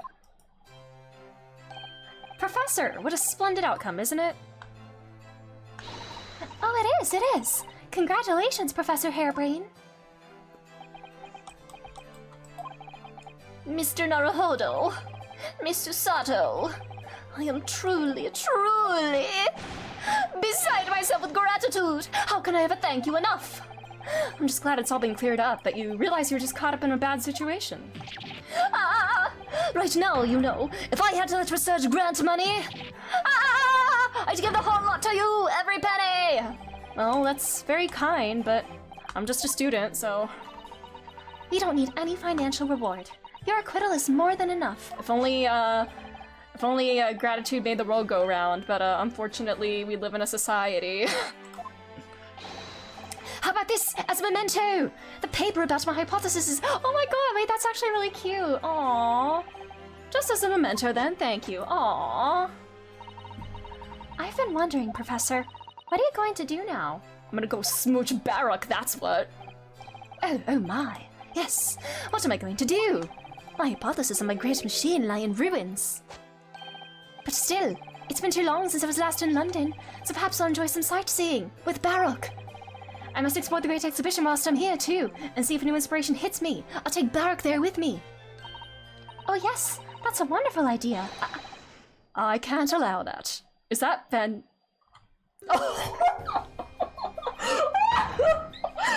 I can't allow you to do that. You can't go there without me. I forbid you to go there without me. Lord Van Zeeks, what are you doing in here? Hey, Baruch! I'm sorry you had to go through that, Albert. Well, if I'm honest, it was terrifying. You're like a great demon behind your bench there, snarling down on your prey. It was kind of hot. You're one of the few true... Oh, that's really... Oh, that is really sweet. They're true friends. Aww. I couldn't leave it to anybody else to handle the prosecution or the defense, because he knows Ryunosuke is a capable defense attorney. Yeah, that's why he wanted Ryunosuke to defend him, because he knows he can get the job done. I'm gonna throw up. I always knew that you had my best interest at heart, don't worry. How about you show me around while I'm...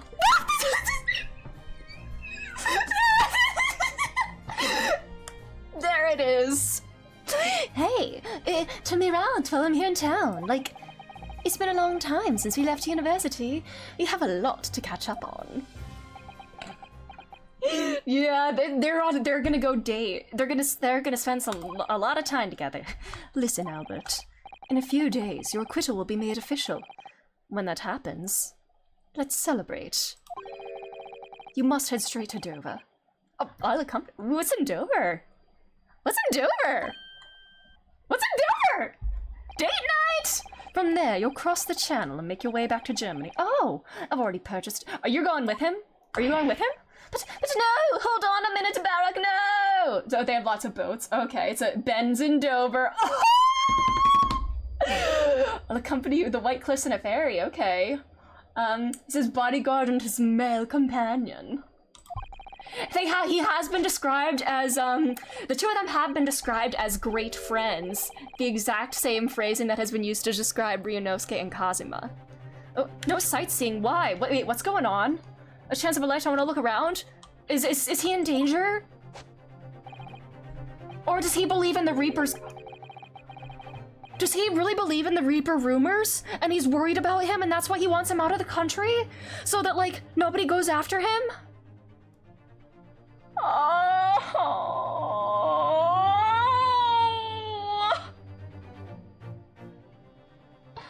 Oh, that hurts. That fucking hurts.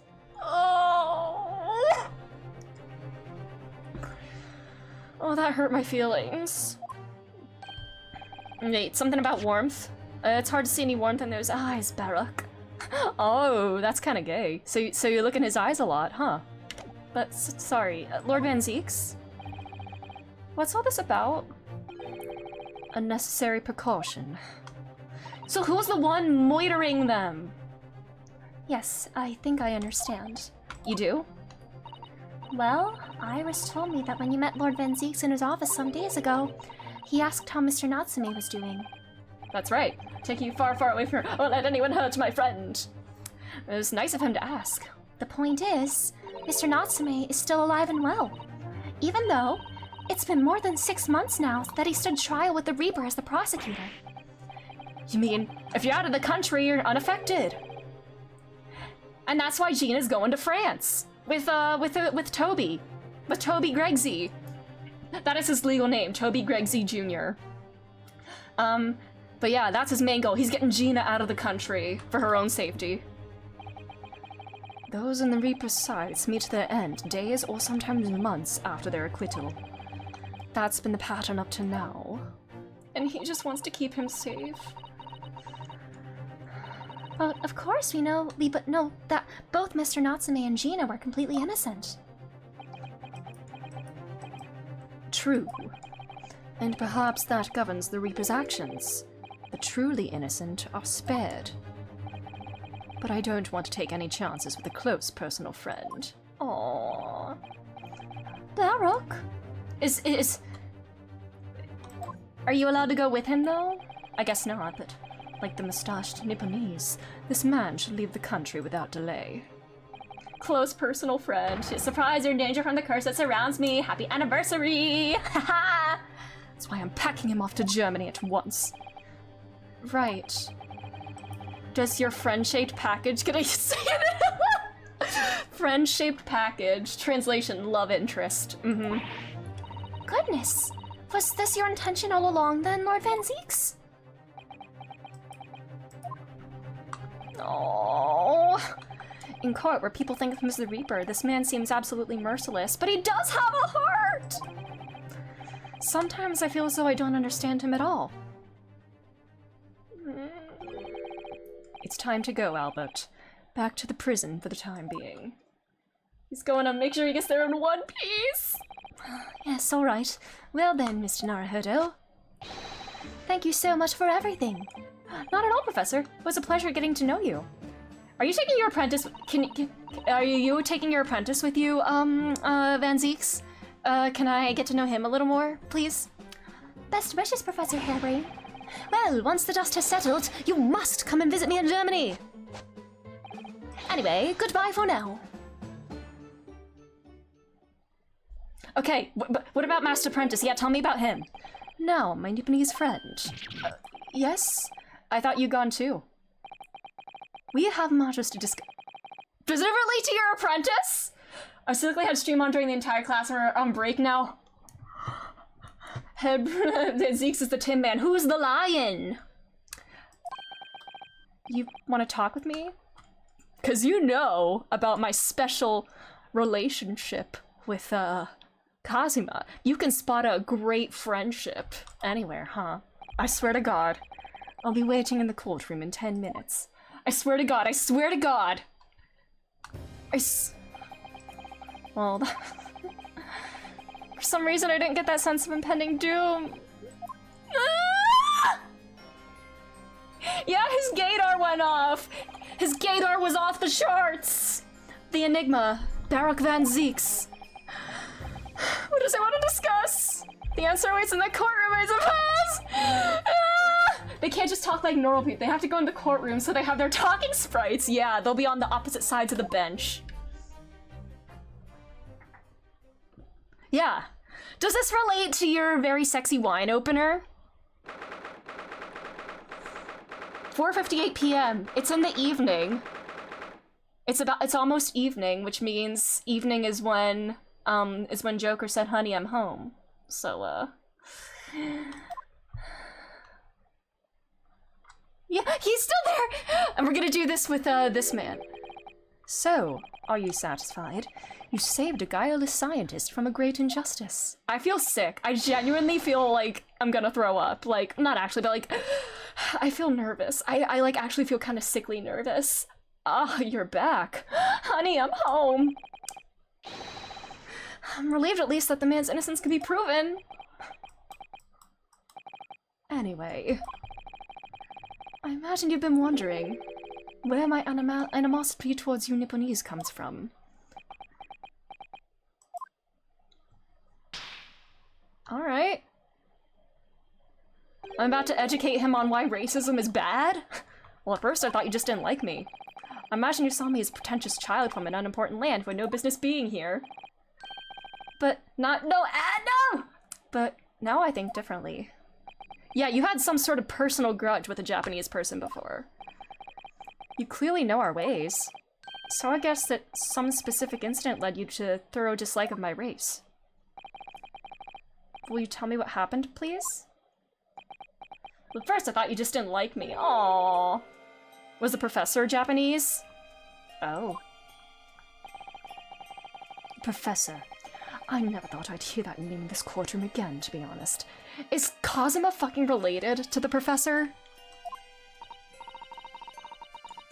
He took your brother's life. Clint. So, Clint. My brother was Clint Van Zeeks. 16 years ago, when I was still just in my teens, he was already the director of prosecutions and a key member of the judiciary. I looked up to him. He was everything I aspired to be. Aw, just like Gregory Edgeworth. He was involved in the establishment of justice systems in foreign countries as well. There were exchange programs between Britain and other nations too, to share knowledge and ideas. As part of one of those programs, 3 judicial students came to Britain from your homeland, the Empire of Japan. Oh. If it was 16 years ago, then one of them could have been my father. Of course. I remember Dr. Mikotoba. Oh! Whoa! I had no idea. I was a minor at the time, training at the prosecutor's office. One day, Clint introduced me to the 3 visiting Nipponese. So you've actually met my father? He and his colleagues were polite and amicable. They were adept at their work and exacting in their standards. It was my first encounter with the Nipponese spirit, and it made a very great impression upon me. But 6 years later, that's when it happened. The investigation was going nowhere.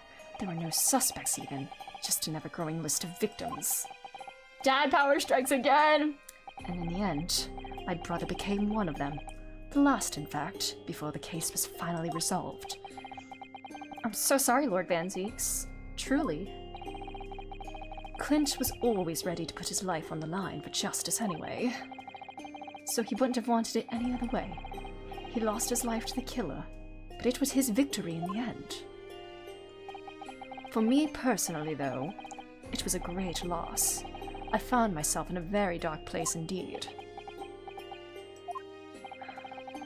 And I finally found out the killer's identity. The reason why no one had been able to catch the man sooner ceased to be such a mystery. He'd been hiding in plain sight all the time. In plain sight? Are you aware of political events 10 years ago? It was a period of extremely sensitive diplomacy between the British and Japanese empires. A new treaty was being forged, I think. And this threatened to, sort of... Correct. The Anglo-Japanese Treaty of Friendship and Navigation was being concluded. The leaders of both countries were deep in extensive political discussions. Which is why this particular killer's appearance in court was conducted as a closed trial. If the British public had known the identity of the killer, not only would the treaty been in jeopardy, but our two nations could have very well have ended up at war. The professor's gotta be Japanese, then. War between Britain and Japan? But that would mean... Oh my! Was it one of those three? The professor was... New sprite! When the trial reached its conclusion earlier, I thought to myself, yes, it's time. Oh, fucking hell. He has the key! He is moving! He has the key! Time What? for you to come face to face with this hideous monster. If it's fucking Nikatoba... I borrowed the key for the mask from the proprietress of the Waxwork Museum. So see for yourselves now. Confirm it with your own eyes. The truth that's been hidden this past decade. It's not Mikatoba. Or is it someone related to Cosmo?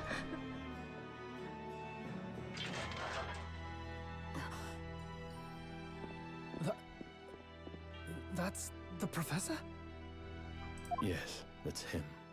Until now, the thought never even crossed my mind. That the mass murderer, whose crimes shook Britain as never before, was Japanese. Was he one of... Wait a minute.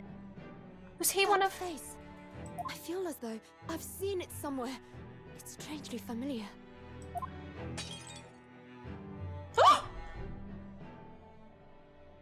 You know him, don't you? Is that your fucking dad?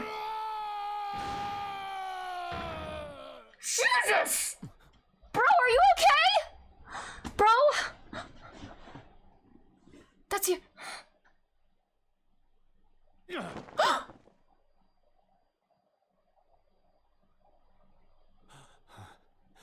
Father. Are you...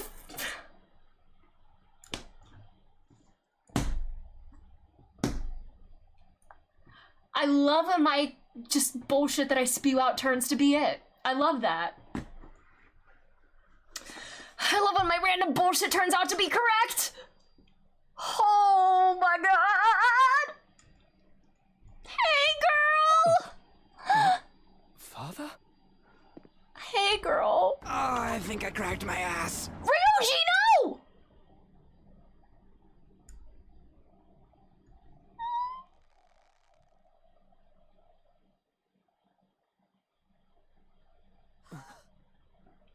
Kazuma! Rawr! My best friend, Kazuma Asogi. The new theme!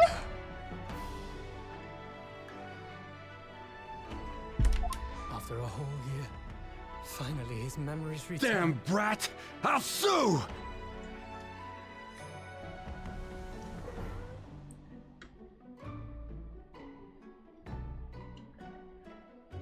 This is like a combination of Samurai on a Mission and Nocturne, isn't it?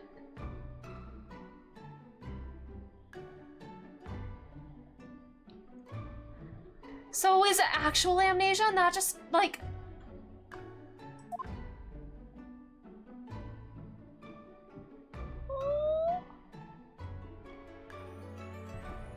As he stood there before me, Boobs out and everything.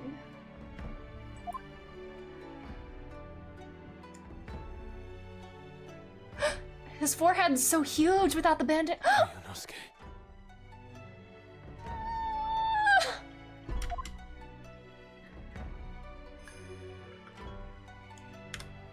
Hello again.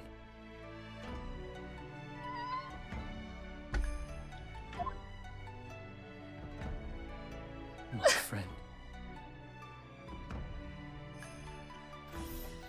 Hug! Kazuma-sama! Expedition Assistant Mikotoba.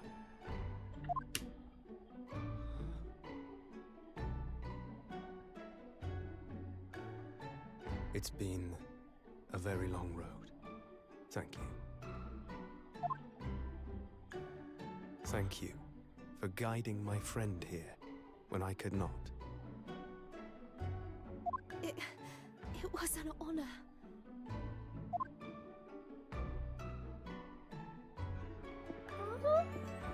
I knew you wouldn't die that easily.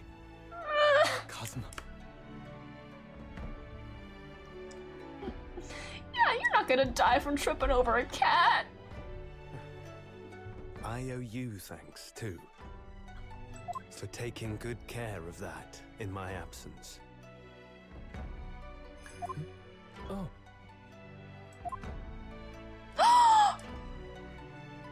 Karuma. Great blade of the Asogi clan. Passed down through the generations.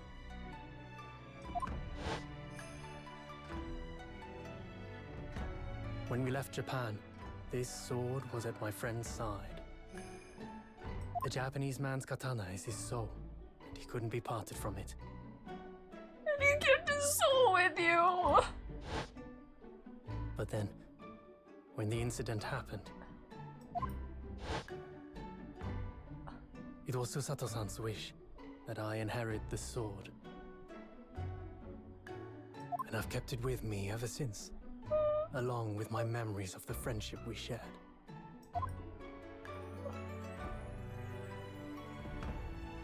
Just by my side, I always felt that you were watching over me somehow.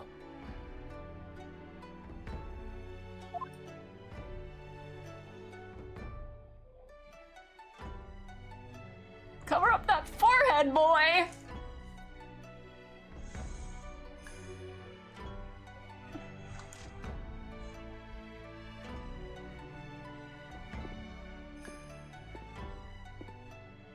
I've made it. At last. Father. Are you saying... Surely not. You mean, you knew all this time? This involves in the secret mission, huh? He must find that alone.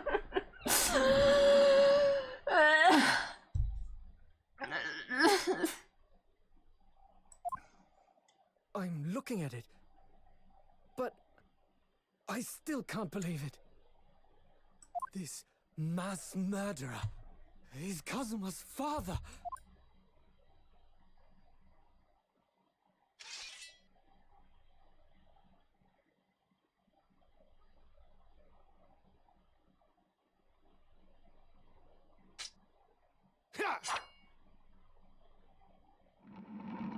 Madame Two Spell's not gonna be happy about Shut that. up, Adachi.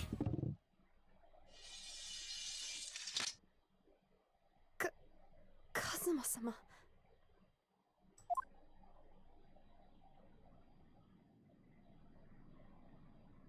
Ryunosuke, we have much to talk about, but now is not the time. Can we kiss first?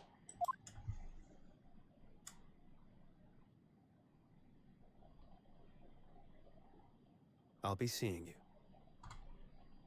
Yeah, you were seeing me before, huh? We were seeing each other, if you know what I mean.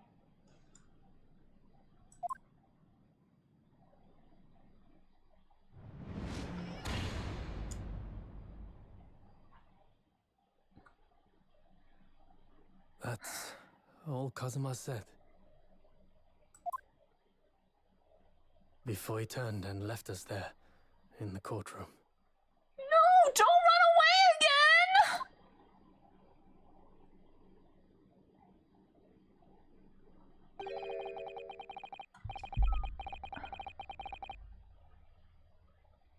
So he really did have amnesia, okay.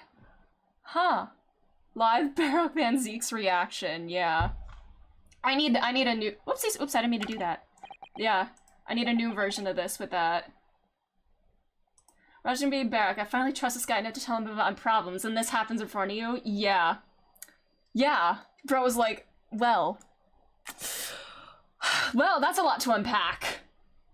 Man. So, he's the living after image of the man who took my brother's life, is he? Yes, Kazuma Asogi, my best friend. 3 months ago, when Lord Strongheart introduced us, I had an inkling there was something there. Some connection. But why did Lord Strongheart do that? Yeah! Why did he make Kazuma Lord Van Zeek's apprentice? And when he was suffering amnesia, too. Imagine you have an apprentice studying under you for over 3 months and you find out his dad killed your brother. I wouldn't know what to do with my life then. Yeah, the Kazuma character. Man is apprehended, even executed. But his legacy just won't die. That's the sad truth. I would be on. Yeah, I would like burn. I would burn the Old Bailey, literally. Anyway, that's all I had to say. I thank you for meeting with me as I asked.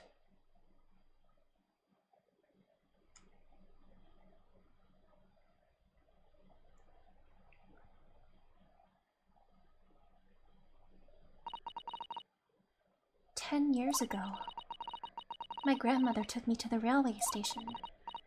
We were there to meet my father from the train. For me. It was the first time I'd ever seen him. Aww. I don't even know.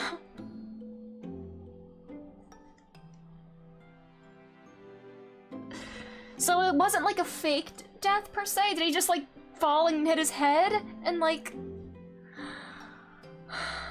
And then... Does his sacred mission somehow relate to the professor? Like... What's the deal with that? Was he a lawyer or something? And then this happened?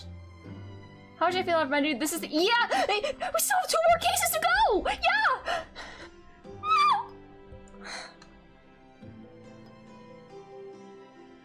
Oh, this is tied up with painful memories for her, too. She's never talked about this with me before, though. It took time to adjust having father around, but just when I was starting to get used to it, he called me into his study one day. He told me that a great friend of his had passed away in London, and that the friend had left behind a son. A boy, 7 years my senior. Father told me the boy had made a promise to his late father, so he was studying to become a defense lawyer. I wanted to help, so I studied to become a qualified judicial assistant. As I'm sure you've worked out, that young man's name was Kazuma Asogi. So you see, that's how he and I met. So they are siblings! They're siblings! My great friend had returned, only to disappear again all too soon. No! Don't disappear! But in that fleeting encounter, something stirred. Something that had been dormant for a long time. As if great wheels had been set in motion. I could almost hear them creaking into life. In some ways, it was the end of a chapter. But in many, it was the start of a new one.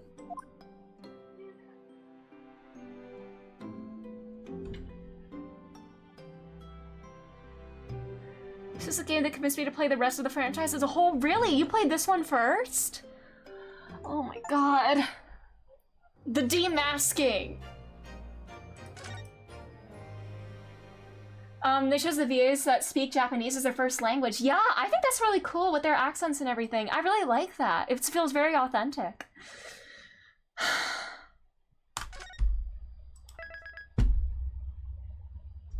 Twisted Karma and His Last Bow.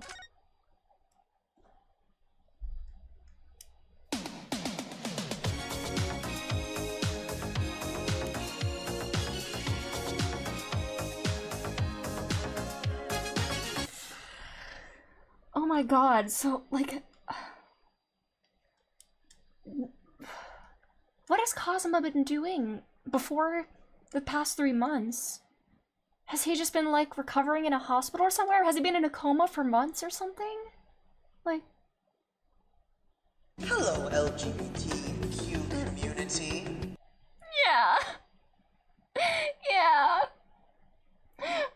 What do I know? What do I know? What do I need to know? Welcome. It is welcome home. It is Honey, I'm home. Honey, I'm home!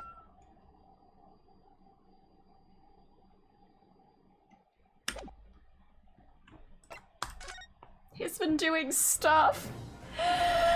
Happy Honey, I'm home day. He's home. Who else wants to die right now?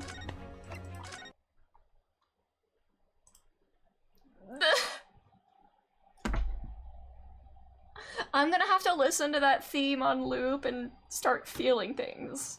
I feel like I still need to process all of that. But he's really back. And I'm so scared as to, like, this secret mission or whatever that he had to do probably relates to the professor. And I don't know what the deal with that is. I don't know. I mean, obviously he never knew that his dad was a serial killer.